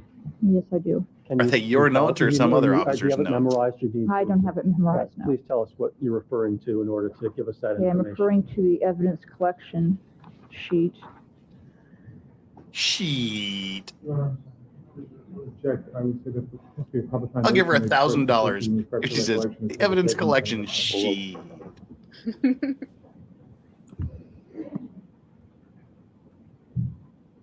Okay. Aw. It says 1540. What's up, Strawberry? What's up? So that's 3:40. 3:40. Was the notation as to the time in your handwriting or Mr. Fung's? My handwriting. What the fuck did Fung do? When you made that notation, how did you do it? What the fuck did Fung do? She made all the notations. She made all the entries. She collected he handed her envelopes. Congratulations. What did he do? He made he made LAPD look like lying assholes. He made his department look ridiculous. He revealed that their procedures are absolutely atrocious. And he made the jury lose faith in the criminology department. So he funked it all up. He accomplished a lot. He funked around, and we all found out. Yeah. Yeah. And Grant, sorry to disappoint you, but you're not special. We all had that monitor in 1995. It was the only monitor out there.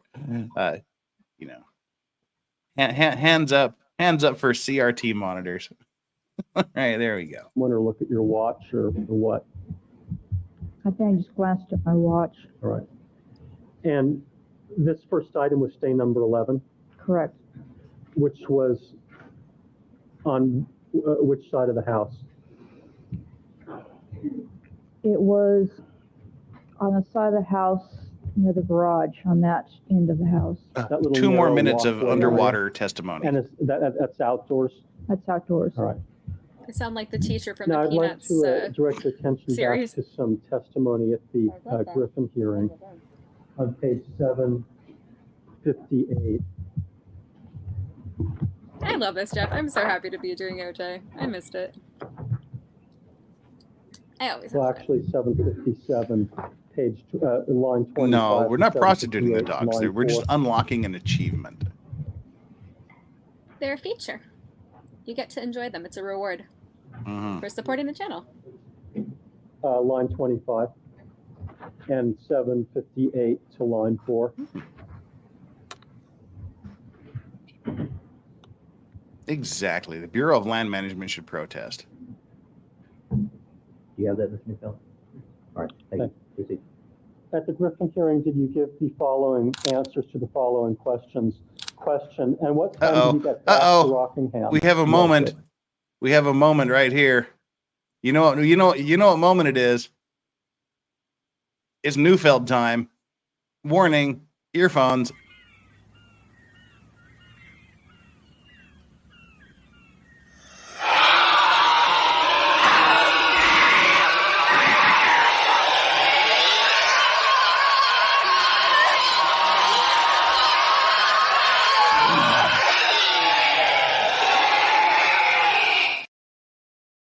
And now back to our regularly scheduled program.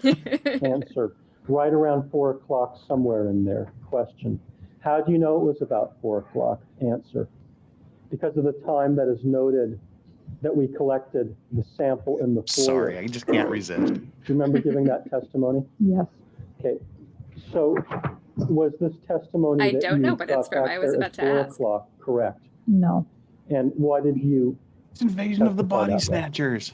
because I was Oh. had a chance to glance at It's the been a notes. while. Donald as I was Sutherland. It's been a testifying. while. I think I saw it when I All was right, now I'd 12. like to read you another passage that occurred just previously to Writing it that down on just in page case, I'll see it. 757, counsel, it's lines 12 through 15.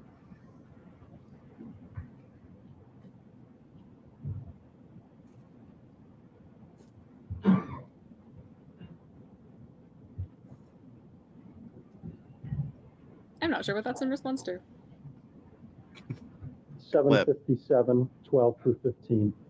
That was a closed caption. That was for just the clip. the sound of, oh, yeah. Previously to that, did you give the following answer to this I've question? seen Invasion of the Question, Body Snatchers. so Calm as your soon as you tits. got back to Rockingham, the first thing that you did was walk inside and lift item number 12, answer after it was photographed. Do you Not recall his that? sexual. So was item number 12 in fact the first? a good way She's to put it. asexual or not No. his sexual. So why did you think that item number 12 was the first thing that you collected and that it was at 4 o'clock? Because as I had said, I was just going off of the notes. I didn't have time to go through them and refresh my memory, and I looked at the wrong line. Did you didn't you see number 11 at that time when you were testifying at the Griffin hearing and looking over the crime scene identification I checklist? honestly don't remember. Okay. But based upon the crime scene identification checklist, was item number 11 in fact the first stain that you collected in the afternoon? Yes, And who did the physical collection on that? I did. Certainly not Fung. Why are we asking that question? All right, we're done with, hopefully done with swimming pool testimony. Yeah, hopefully the sound is a little better this time. We're done with the clip that involved swimming pool testimony. They may have just continued with swimming pool testimony in the next clip, but yeah. All right, let me bring up the next one here. We certainly don't have any super chats to read while I do that. Cough, cough. All right, the next section from week 13 of the Simpson Trial. Here we go.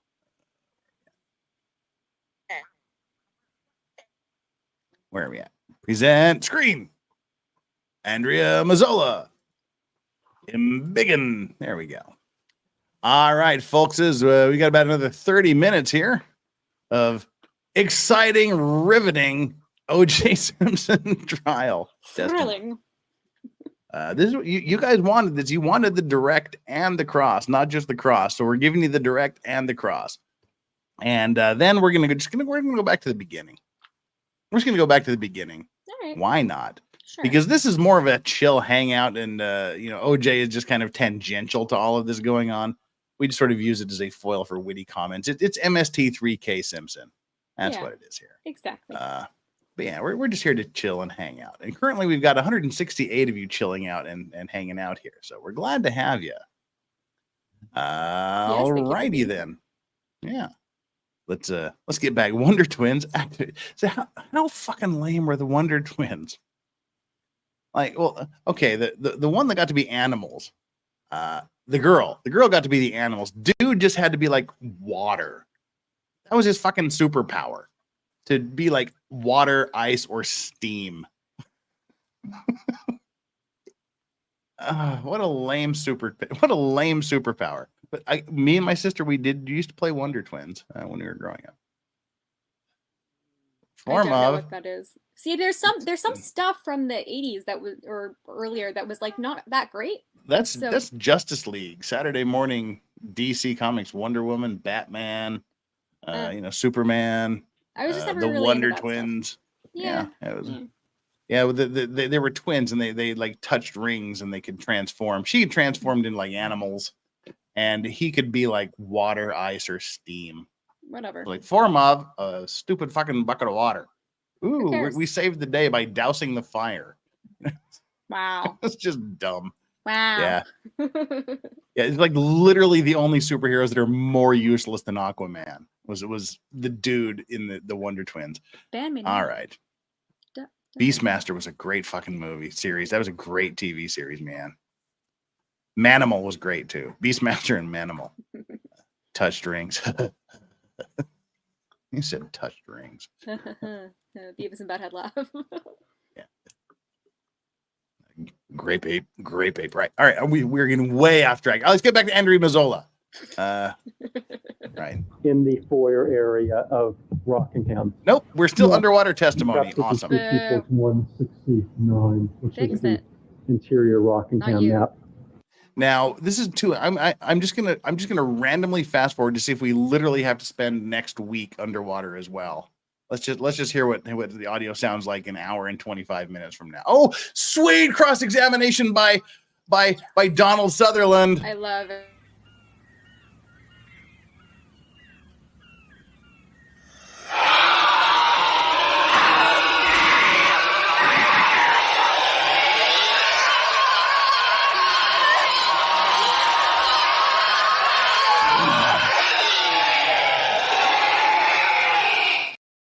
Sorry, it's literally just a Pavlovian response. I have no control over it. Just like, what's in the box?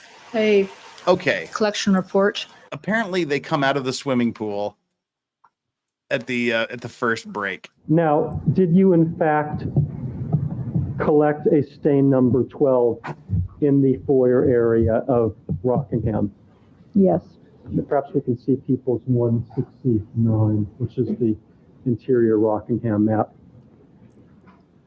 Maps belong on the wall. C-Lab was good with the. Direct your attention to the photographs Jonathan Taylor Thomas that are labeled with photograph numbers. 2021 number 12 original. And the call out line. Do those depict where this item was collected? Yes, it does. And this was the first interior item. Correct. And who did the physical collection in terms of the swatching of this item? I did. Was Mr. Fung watching you on this item? Yes, he was. Was Mr. Fung watching you and touching himself? Now, after collecting this item from the foyer area, where did you go in the location? We started making our way upstairs, looking as we were going for any items of evidence. So you collected downstairs first before going upstairs? Correct. And when you got upstairs, did you go to the master bedroom area of the house? We did go there. Did you see the item that's contained in photographs 13? Yes, I did. And where were they? They were at the foot of the master bedroom bed. Right. And did you also see the item that's depicted in the photographs that are labeled 14? And what are you doing in this photograph? Photograph that shows you holding a Q-tip. Flux, you're awesome. Flux just sent me a hilarious picture. I'm going to forward it to Chandler so she can laugh too. Is that the phenolphthalein test? Now, if you look closely at that photograph in the upper right-hand corner, you can see that there's some clothing on the ground. Can you see that? It's right behind the shower door. No, the one that has you doing the presumptive test. The one that has photograph number 14. Yeah. Do you recall how that clothing got there? One of the detectives was looking through the clothing. Was that while you and criminalist Fung were in this master bedroom area? Masturbator. And prior to this detective looking at this item, where was the clothing? Clothing was in a closed hamper. Okay. That's Nice fine. looks. Yours and I love yours. that.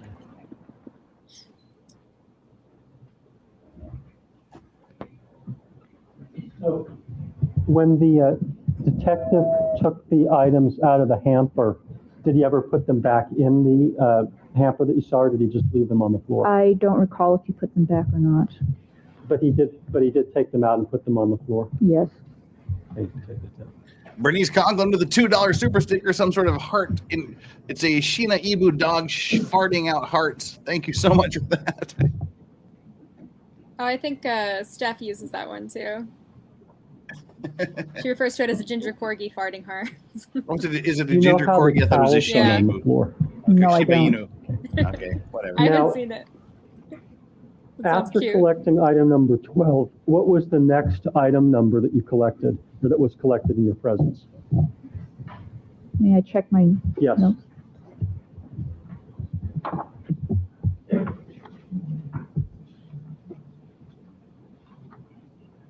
A young AOC in the background wearing a lovely emerald green suit. I think AOC is hotter. She was young. It's unfortunate she's so hot 'cause she's so obnoxious. Item 13 was picked up. And after item number 13, what was picked up? Item 14, And who physically collected item number 13? Mr. Fung. Mr. Fung did something? Holy shit. Stop the presses. Mr. Fung actually What time collected was a piece of item evidence. number 14 collected? I'm impressed. Uh-oh. What time was it collected? Approximately 1640. Approximately. The record sheet reflects that Ms. Mazzola is referring to her notes. Okay, yes. And were you referring to the crime scene identification Yes, I was. checklist? Now, is there a time for 13 on that list, or is it just 12 and 14? Just 12 and 14.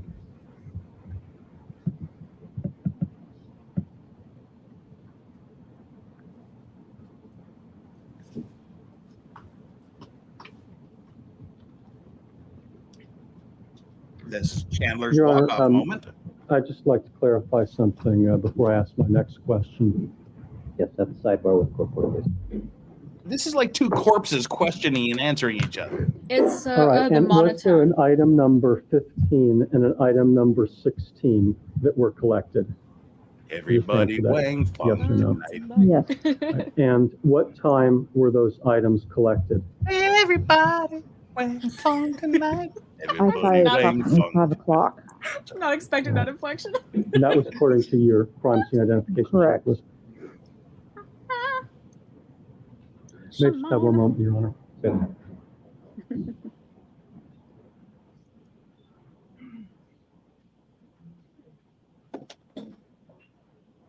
Speaking of Fung, I keep craving Din Tai Fung, and I can't stop thinking about their chicken dumplings, and I And can really you want tell them us for the breakfast. location of don't know where, breakfast. using your crime scene They don't know identification breakfast checklist, these two hours. items It's were not. It's in located? the name. Just the location. Correct. First of 15, then of 16. He's got to be the most 15 was undynamic collected lawyer in this in the entire thing. downstairs bathroom trash can. But he's doing it, I guess. 16 was collected from a bench outside the front door. Okay. Well, as well they should Now, have, I'd making the like trial to, about the people and their show credibility, you another not the tape evidence. that we've marked discredit as the person, you People's discredit the 186, and then I'm going to ask you some questions about Great it. lawyering on the defense's part. Is this from Rockingham? Yeah, it's the beta tape from Rockingham. Jack Moon, Cobretti, Cobretti, nice. I'm the disease, you're the cure. Marion Cobretti from Cobra. What a great movie that wasn't. I'm the disease and you're the cure. TMI, Jack Moon Cobretti. This is the school children walking past the murder scene.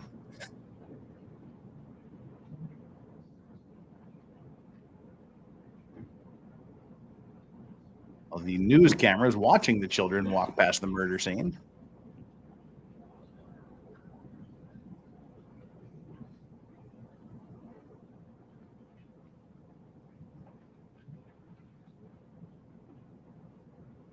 The axe clanking glove.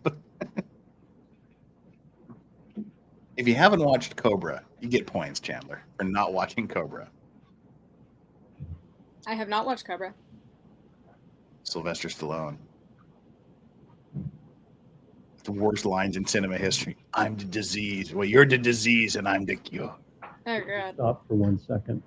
We're at up there? frame 1711. So if we assume that this is correct, this would be Ooh, 511. she's twerking. Correct. And in this scene, what are you and The criminalist tracking is Fung so doing? bad. I hate We my. are putting items of evidence in the back of the crime scene truck. His And car was these are cool. the Cobra's items car of was evidence really that you had cool. collected in the afternoon at Rockingham. That's correct. Now, are you placing anything in addition to the evidence itself in the truck at this time? Were you putting junk in that trunk? Is that what you were doing? Is that Well, what you were doing, Mazzola? they all had junk in the trunk, as we saw by the video of just all their asses. Things we need to pick up evidence, package it. The ass and bags. Do those Which is contain also all how of your I packaging engaged in material? photography when I Yes, was I like do. 6 years old. And in addition to the bags, the brown paper bags that we've seen, what other kinds of packaging materials do you have? Plastics, bags, coin envelopes of varying sizes. Okay. So at this point in time, those items are being placed in the rear of the crime scene truck. That's correct. And would have this been after you did the inventory for the afternoon items? Yes. Do you know where physically that inventory took place? I don't know for sure, no. Okay, let's continue. All right, just for the record, that's 17:11 actually in 50 seconds because there's a lot in between. Okay, We are thank you, clearly not going to get to doggo cam, so we'll just take it off screen here. We tried. We can just stop for another second. Nobody Some likes nice- the doggos. So this got a is couple super chats. 1711-5702 that we're looking at. Did you just lock the Technically crime not the scene worst truck? stream Yes. I've ever had. So at Anyway, this shut up, time, Jeff. Well, people get paid on where Fridays, is all so of the evidence that you was know, Thursday's collected not a from the great day for morning at super chats. Rockingham? In the back of the truck. And all of the evidence that was collected at Bundy? In the back of the truck. And what about the evidence that was collected in the afternoon? In the back of the truck. Okay, let's continue. Ooh, nice one, American Steve. Good on you.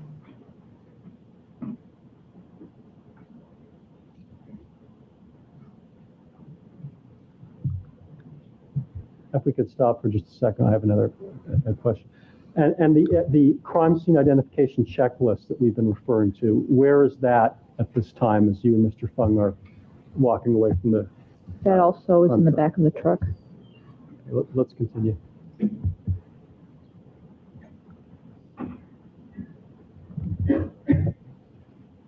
Tomorrow's effing Friday, so I'm not worried. yeah, tomorrow's gonna be awesome. I hope. Great lineup. Really excited about the lineup. It's gonna be fantastic. Really, really eclectic group of people. You always have the best guests, Thank you. and I'm always honored to join. That was a little self-serving, wasn't it? I wasn't talking about me. I was Who's talking the about greatest everybody else. guest that I'm on? We just stopped at No, that's not what I meant. 10:24. Ms. Mazzola, have you had an opportunity to look at this tape before? Yes, today? I have. Right. And have you had an opportunity to take a close look It's at my the item honor that to be your Detective guest. Van I hope Adder I am a good one. is holding in his hands? Yes. What does Yes, that that is appear to be? that is It appears actually to be not John the Madden. That is envelope Detective that Van Adder. I believe it might even be College John Van College Adder. It's sample Detective Van Adder, arrived who's at the the lab to head indicate urine or detective. blood You say in toxicology, you see these envelopes. every day. I'd just like to show you what we've marked previously as People's 163H.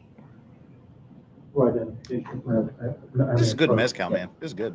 Can you show us the, I love hold up mezcal. the envelope? It's not smoky enough, The though. type that you work with every day in serology. Oh, it's got to be a little Excuse me, in smoky at least. toxicology. This one. She's referring to the darker of the gray envelopes. See, that's why I was literally going to say that, but I didn't. I said I wish I would have had an ability to draw on the teleprompter here, Do a play by Madden play. style, Yeah. to block out how the evidence was collected. But I can't do that. I really wish I could have. That would have That'd been be cool if StreamYard added that function where you could do a Yeah. little lesson there, a little whiteboard kind of thing.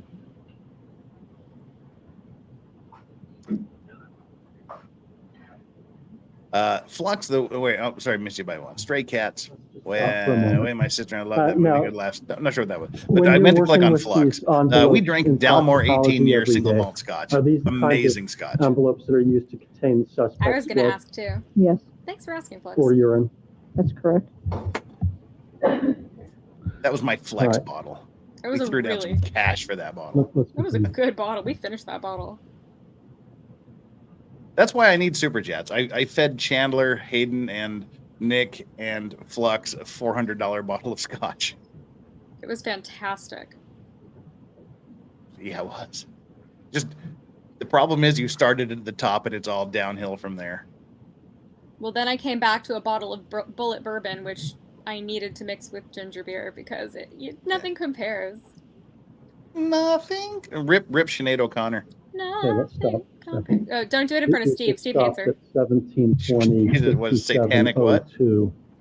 No, that's H.R. Geiger, but he. Before we stop, he yeah, he sorry, was that's right. he was like, she stole a song from Prince, which is not true. Showing some activity in the foyer area of the Rockingham location. I did not know that was $400. Wow, it was Do you know good where whiskey. you were when that was occurring? I was in the living room sitting down. Okay.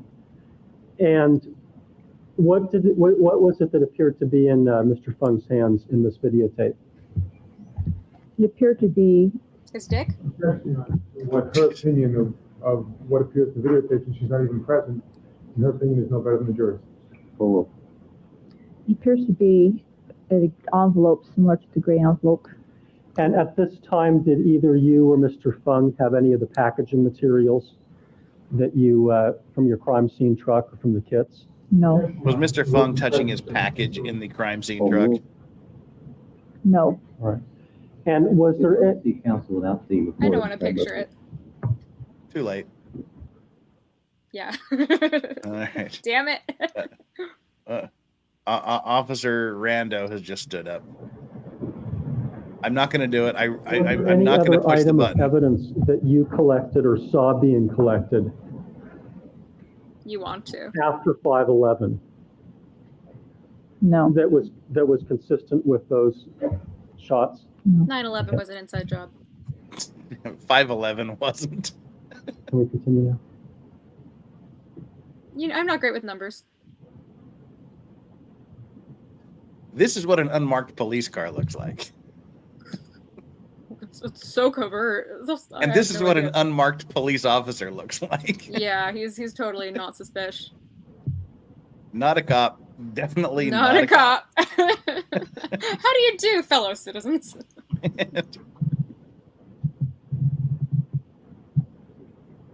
Flux, what did happen to Building 7? I want to know. We should talk about it.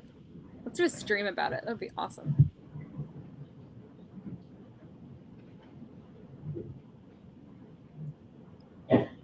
Flux knows all the conspiracies. Yeah.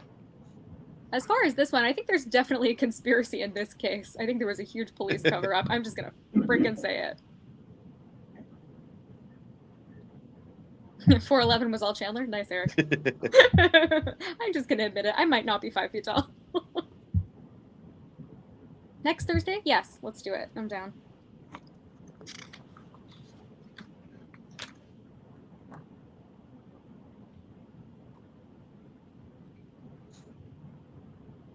Nelson ratings poll taker. Nice.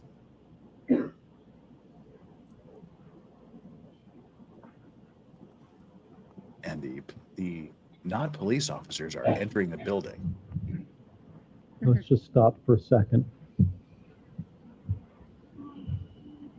I mean, it's obvious what they're doing there. They're not trying to hide it. This portion of the tape where you and Mr. Fung are leaving the location prior to today. Yes. For the record, we've stopped on 1742, 54, 13.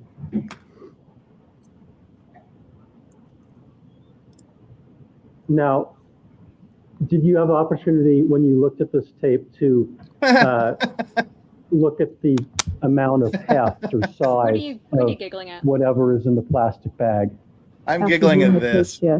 I'm giggling at they had Corvette engines in those Chevy Caprice because the only thing that comes to mind is it's got a cop motor, a 440 cubic inch plant. It's got cop tires, cop suspension, cop shocks. It's a model made before catalytic converters, so it'll run good on regular gas. What do you say? Is the new Bluesmobile or what? That quote just jumps to mind every time. I did not understand that reference either. Jesus Christ, have you not seen the Blues Brothers 2? Bye forever. Bye forever. It was nice knowing you. You're fucking pushing it with not watching the Blues Brothers.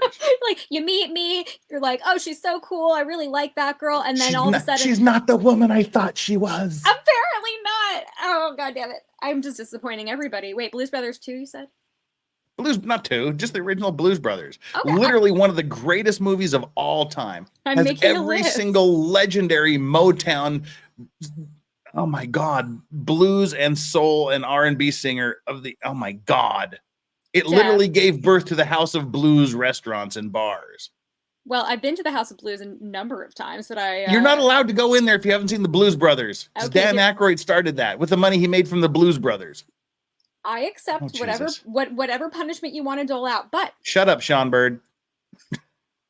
I will. Wait, what did he say? He said Blues Brothers isn't a good movie. Oh, well, I mean, that's just. I don't know if it still has it, but Blues Brothers at one point had the largest number of cars destroyed in a single chase scene in movie history. I'm not cute enough for this. No, you're right. You should ban me, definitely. I'm never coming back on OJ. But what if I watch all of the? I have both Dunes, Goonies, Ghostbusters, Invasion of the Body Snatchers, which I've seen, and Blues Brothers. If I get through them this weekend. All right. Blues Brothers first. Okay. Blues Brothers first. Okay. Ghostbusters second. Okay. Lynch Dune third. Real Dune fourth. All right. And then you're on your own for everything else after. Goonies, Invasion of Body. Okay. All right. Sounds good. I can definitely do that. I'll report back. God. I have Chandler. nothing against Dan Aykroyd. I love Dan Aykroyd. Oh my God, people. Give me a break. And he also makes Crystal Head vodka. Yeah? I don't know that. God, That's so cool. the amount of musicians, the blues and R&B Motown people that are in that movie is astounding. Well, then I'm very much Everything looking from- forward to watching it, and I'm sure I'm going to love it as much as you. I'm looking forward to enjoying it.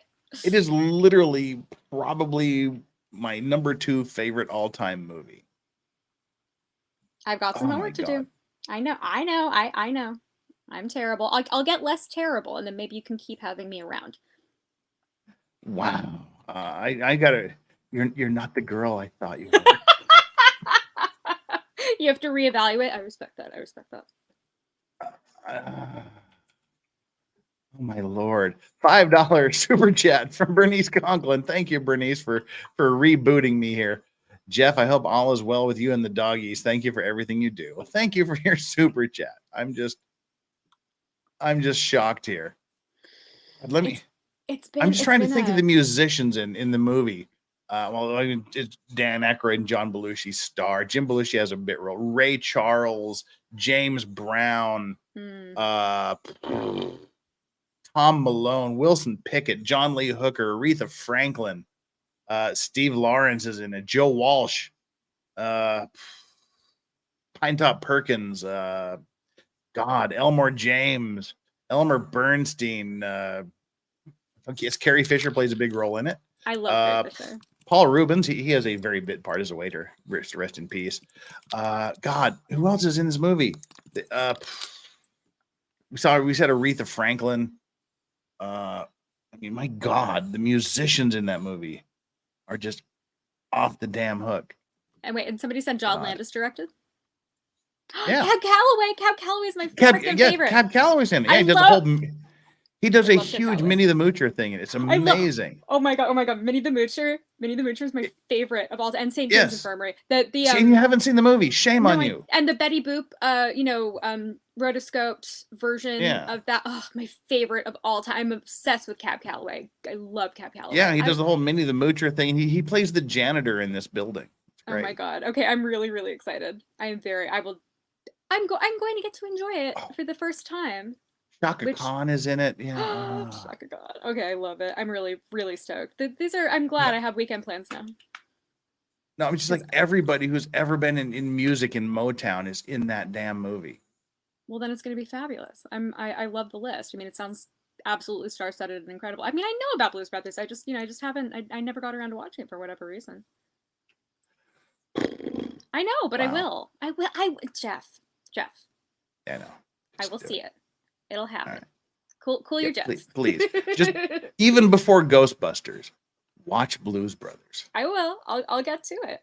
I was just going to study con law this whole weekend, so I'm glad I have something to break it up.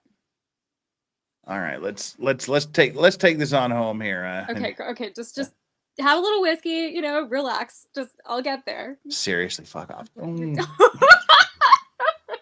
so All right, let's go. Oh boy. As the youngsters say, I'm shook. And was there anything that you collected or was collected in your presence after 5/11 that was consistent with that other than the analyzed evidence envelope? No. Foundation. First of all, it's a leading question. Sustained. Phrase the question, jury should disregard the answer. Did you collect anything or was anything collected in your presence after 5/11 that was consistent with the size of what was in that envelope? Excuse me, bag. No.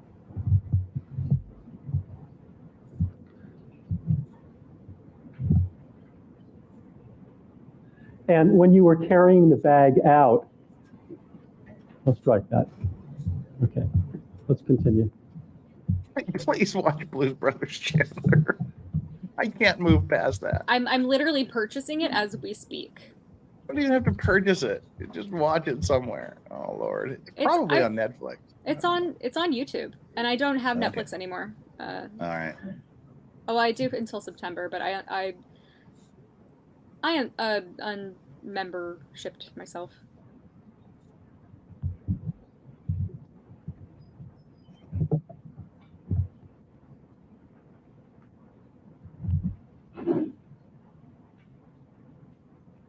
Wow.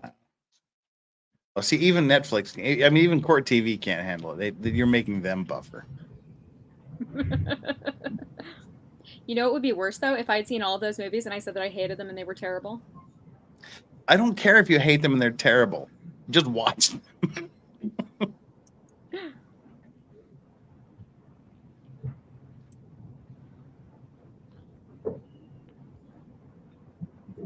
I've offended Jeff to his core. I'm apparently very powerful this morning. Now, you said that after the Griffin hearing, you had a conversation with Mr. Fung where you went over who collected. The band. Where you went? Sorry, Mr. Thank you. Watch it, Chandler. Where you went Jesus. over what had been collected and who did it. Right. Do you remember any conversation I about watched it today. item number 17, the vial of blood? I honestly can't remember if we had a conversation or not.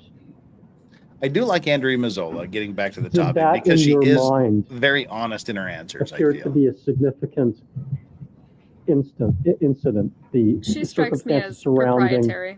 the collection of or the receipt of that item. I like her too. No. Why didn't it seem to be significant? The laboratory receives samples of suspects' blood or urine all the time. It was nothing unusual.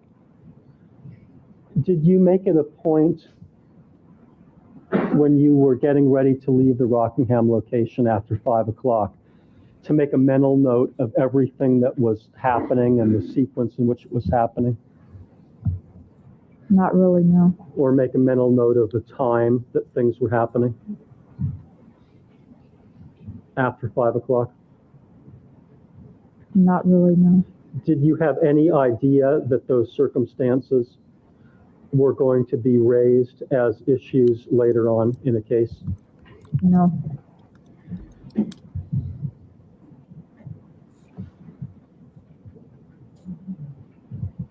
She's a breath of fresh air after Fung. He's so frustrating to listen to, and she's just sincere. I appreciate that. Fung stated. That didn't work. I mean, it's probably not going to be as, Your Honor, spicy I'd like the cross, to read but from the Griffin hearing transcript. It's at I don't page care. I like it. 762.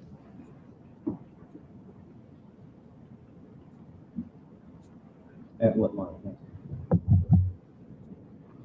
It's Silent line- PS, you're out of here. Bye. line Love on you. See you soon. 762 through line 7. Don't forget to on join us for fucking Friday 763. tomorrow. Mr. Newfield? I didn't hear what he said. He's ready.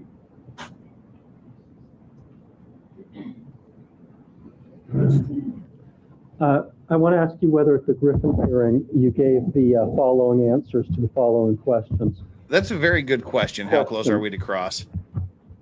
I would also like to know that. 761, line 25, where it starts. We know we're at least what happened? we're What less time than did an you hour. finally leave Rockingham for the second time? Answer. Let me check my notes. Approximately When does the sound get 1,700 better? hours. I wonder. Question. That's the time that you left Rockingham approximately? Answer. Approximately. Question. Can you just tell me what the source of that approximation is, ma'am? Answer. From one of the last items that was picked up on our way out. Question. And which item was that? That was the last item picked up. Answer. It was sample item 16. Question. At what time was it picked up? Answer. Approximately 1,700 hours. Question. And is it your recollection, ma'am, that as soon as you picked up that item, that you and Mr. Fung left the premises? Answer. It was a little bit after that. Question. When you say a little bit after, do you mean 5 minutes, or are we talking about as much as half an hour? Answer. Not as much as half an hour. Question. So would it just be a few minutes? Answer. Yes. Question. Were you with Mr. Fung the entire time after you picked up that last item at 1,700 hours until you departed for your next destination? Answer. I believe I was. Yes. Question. And was anything else, was any other evidence collected after that last item before you actually left Rockingham? Answer. No. No other item? Answer. No. No other items were logged in? No. Do you remember that testimony? Yes. Okay. Now, why did you testify that you left at approximately 1,700 hours at the Griffin hearing? Because that's what I thought the time was after we picked up the last two items that I personally saw. And when you were referring to something at the Griffin hearing, when you testified to that, what were you referring to? As to where I got the time? Yeah. The crime scene checklist. Okay. And did you look on the crime scene checklist? Perhaps we can have that item. I think it's 1007, 1107 rather.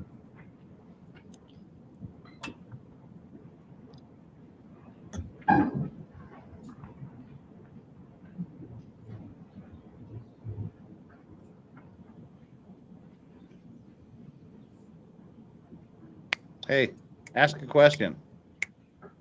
Hello? Me? No. The prosecutor. Yes.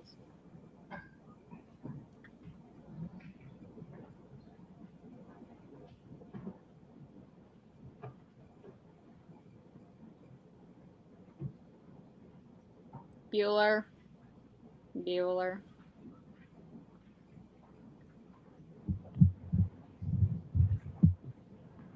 Taking a look at the crime scene identification checklist, it's 1107. Oh, yes, the library card. Do you recognize this document? Yes.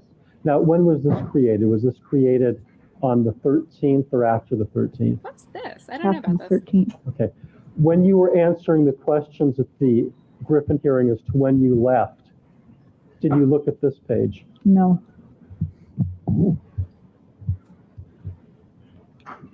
And this page indicates that item number 17 was recovered at 1720. That's what it says. Yes. Is that your handwriting? The 1720? 1720 is, yes. Oh my God. What? That's 520. Right. This is So- tedious.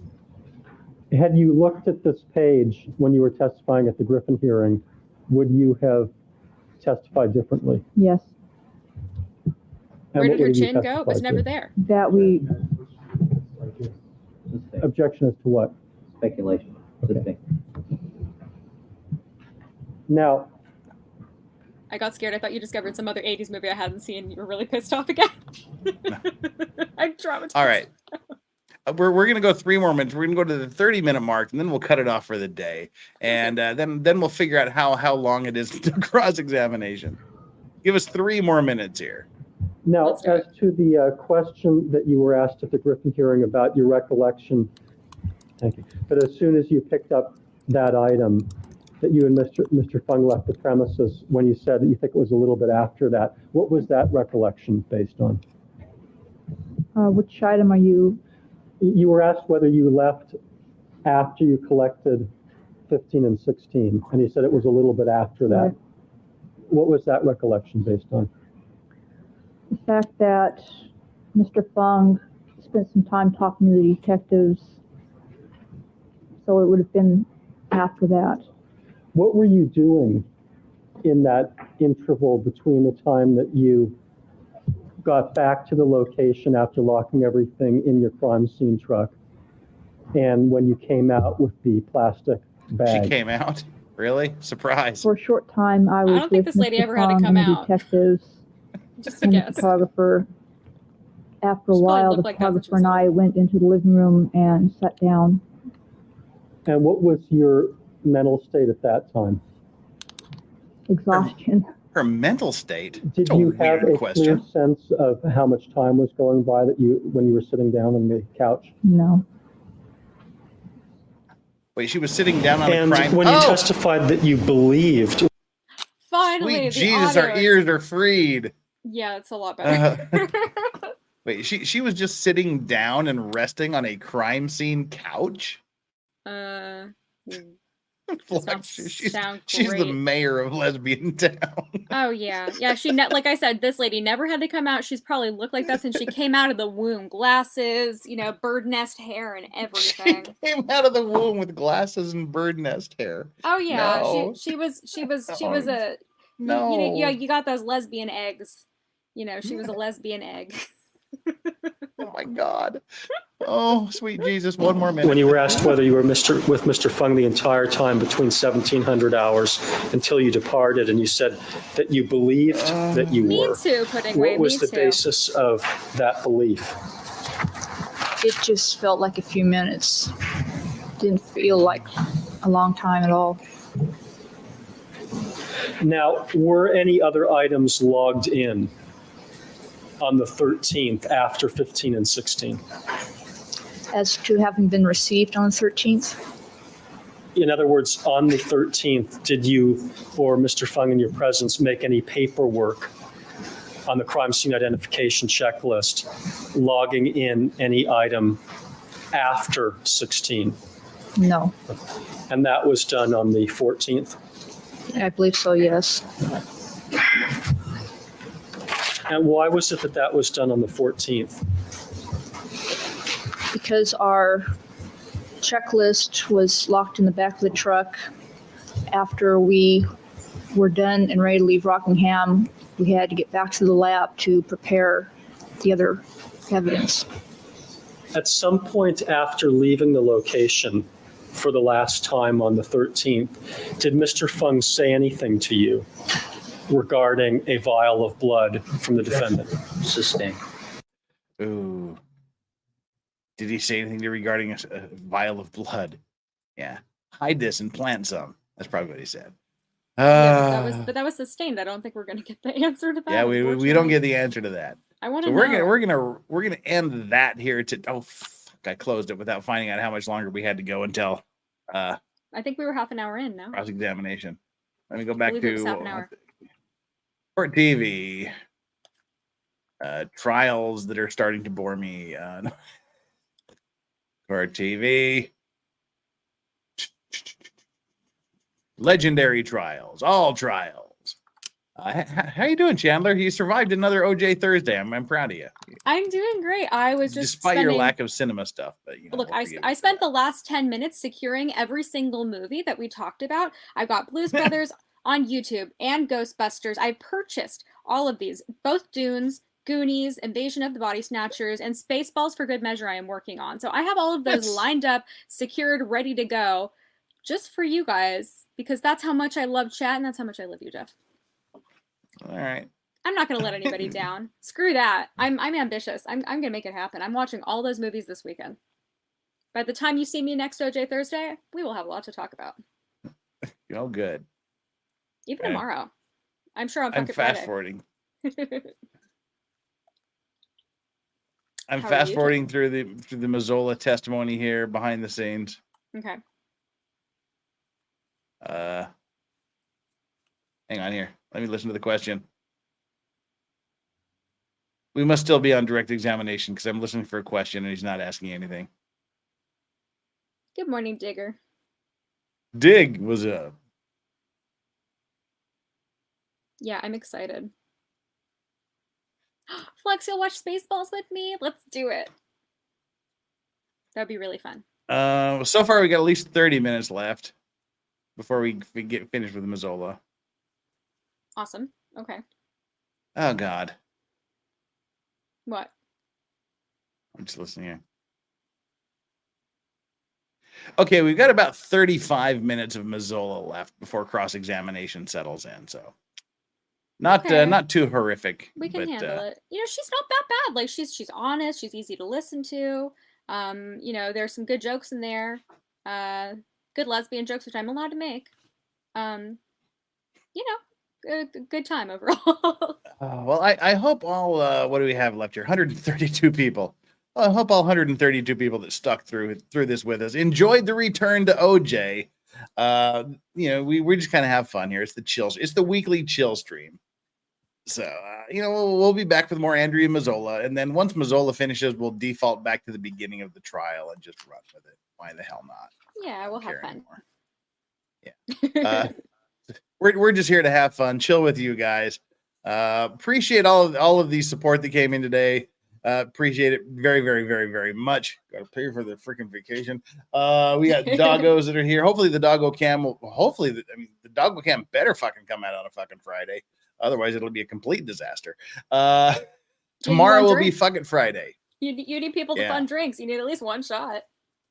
Tomorrow will be fucking Friday, where we just it's just an off the hook, completely eyes wide open griftathon where I try to liberate as much money from you as possible so we don't have to worry about it the rest of the month, especially on vacation months. My goal is 30 shots. Let's see if we can do 30 shots. So empty those coffers and throw all your hard-earned money at my feet just on this one day a month. $100 shots. Aggregates of $100 will get a lower level bourbon. $100 super chats will get a higher quality whiskey. We just have fun. We got a great panel lined up. Amongst those who have said they definitely will be here or will try to be here are Joe from Good Logic, Steph the Altar Nerd, Camelot, Ricada, Drex, comedian Lila Hart, her first appearance, Lauren De Laguna, her third appearance, I believe. We'll try not to get demonetized with a little bit of a 420 action going on stream. Hopefully Lauren won't get it demonetized this time. Lauren De Laguna, Nicholas Starov, you heard me mention him now. Lincoln Kane, who will be here. Lincoln Kane he's promised he'll only start drinking about an hour before the stream starts. Fingers crossed. Nicholas Starv, we mentioned. Chandler Remington will be here. Nina Infinity. Radix Verum will be here. Christina. Runkle of the Bailey Ian will join us. Natalie Wisco. Ari Jacob is a confirmed. Megan Fox, medium smart author and journalist, not the thumbs. Lux will be here. Waifu Kron Jess will be here. Hayden, haven't heard back from Hayden yet. Hayden's got some behind the scenes thing going on with jet lag and other commitments. He's going to see if he can be here. And other people will be joining. I assume that we'll extend. I haven't extended the invitation to the Gauzeman yet, but we'll invite Gauzney here. That'll be fun. That's a fantastic freaking panel. I am so excited, and I'm always honored to be invited.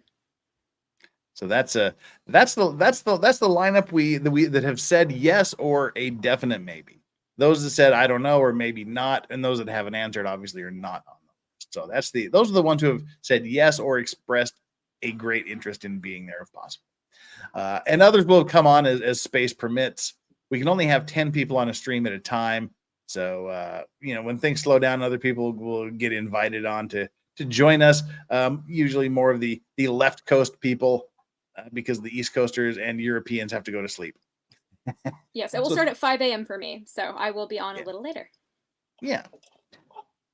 And so that'll be on Friday. And Monday, there will not be a Maritime Monday because there's just so much legal news that we have to get through that we didn't get to during the last 2 weeks of vacation. I mean, there's a lot going on right now. We've got Brian Koberger waiving his right to a speedy trial. We've got Sarah Boone going full Sarah Boone, and her lawyer going, ain't nobody going to be her lawyer.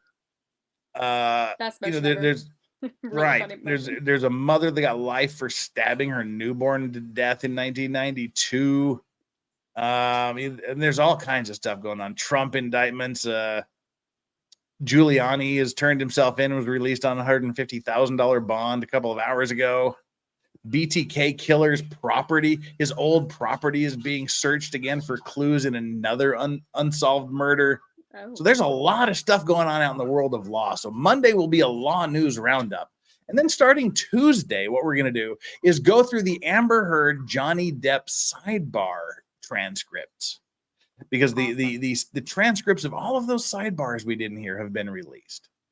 And I didn't want to, this is Godfather 3. Just when you thought you were out, they pull you back in again. You know, it's I didn't want to talk Amber Heard and Johnny Depp, but because of the Netflix series documentary, which of course I am in for roughly 1 second. She's Netflix famous, everybody. Yeah. I'm on Netflix, bitch. Literally like 3 times I'm on Netflix for a total of about maybe 3/4 of a second. You looked really good. So you weren't wearing a Pope hat, but you looked good. No, yeah, it was my pre-hat days. Pre-hat. But anyway, because of that, we're going to be looking at the sidebars. I've read through a few of them so far. And Amber Heard's lawyers look even worse at sidebar than they did in open court. Like they look like, especially like Elaine looks way more incompetent on the sidebars than she does in open court. Yes. Well, so I remember being really curious about what was being said, so I'm excited for that. Yeah.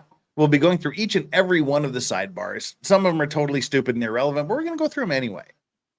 So that's what we'll be doing starting next week a little bit, and then OJ on Thursday. So there we go. Yes, Emily D. Baker has been doing it, but we don't care what Emily D. Baker's doing. I'm doing it. I'm doing it too. So that's what's going to be happening next week. So we'll do like a general legal news roundup on Monday. Then from Tuesday we'll start the sidebar. That is going to be awesome. I'm so glad that you're doing that. That was something that I remember watching the trial and being very interested in. And I think you'll have a great take on it. So I'm excited for that. Yes, Hey Joe Runkle has been doing it, and also Legal Vices will be doing it. So. Exactly. Come here and do it with me. If you're gonna do it with Jeff. Vices. Yeah, do it with Vices. Exactly. All right. Well, it's time to wrap this up. I need to get some sleep so I can get some rest before F It Friday and work starts tomorrow. We'll see you all tomorrow at 8 a.m. Eastern, which is 1 p.m. UK, 9 p.m. Korea time, and 10 p.m. Canberra, Eastern. Yes. Australia Eastern Standard Time. We'll see you there. Mods, thank you so much for being here. Thank you so much. Chat, the Vice Squad chat is the best chat. Thank you all for being here. And thank you for the support. And as always, my OJ Simpson co-host, Chandler Remington. Couldn't do it without you. Thank you, Jeff. And let's set this up to see who we are going to, who we're going to raid. Our raid went really askew yesterday because Uncivil Law raided us about 30 seconds before we ended. And then I dumped us into Radix Verum, who is doing her very, very important Governor Whitmer kidnapping plot hoax trial. And she went to lunch break as soon as I did it. Oh. Okay, so she's doing it now. So let's go over to her. Because this governor kidnapping plot thing, the FBI was up to some seriously nefarious shit in that trial. And she's covering that right now. So let's go over and say hi to, yes, the Radix Verum is streaming the trial we're talking about. The fake Governor Whitmer kidnapping plot set up frame job by the FBI.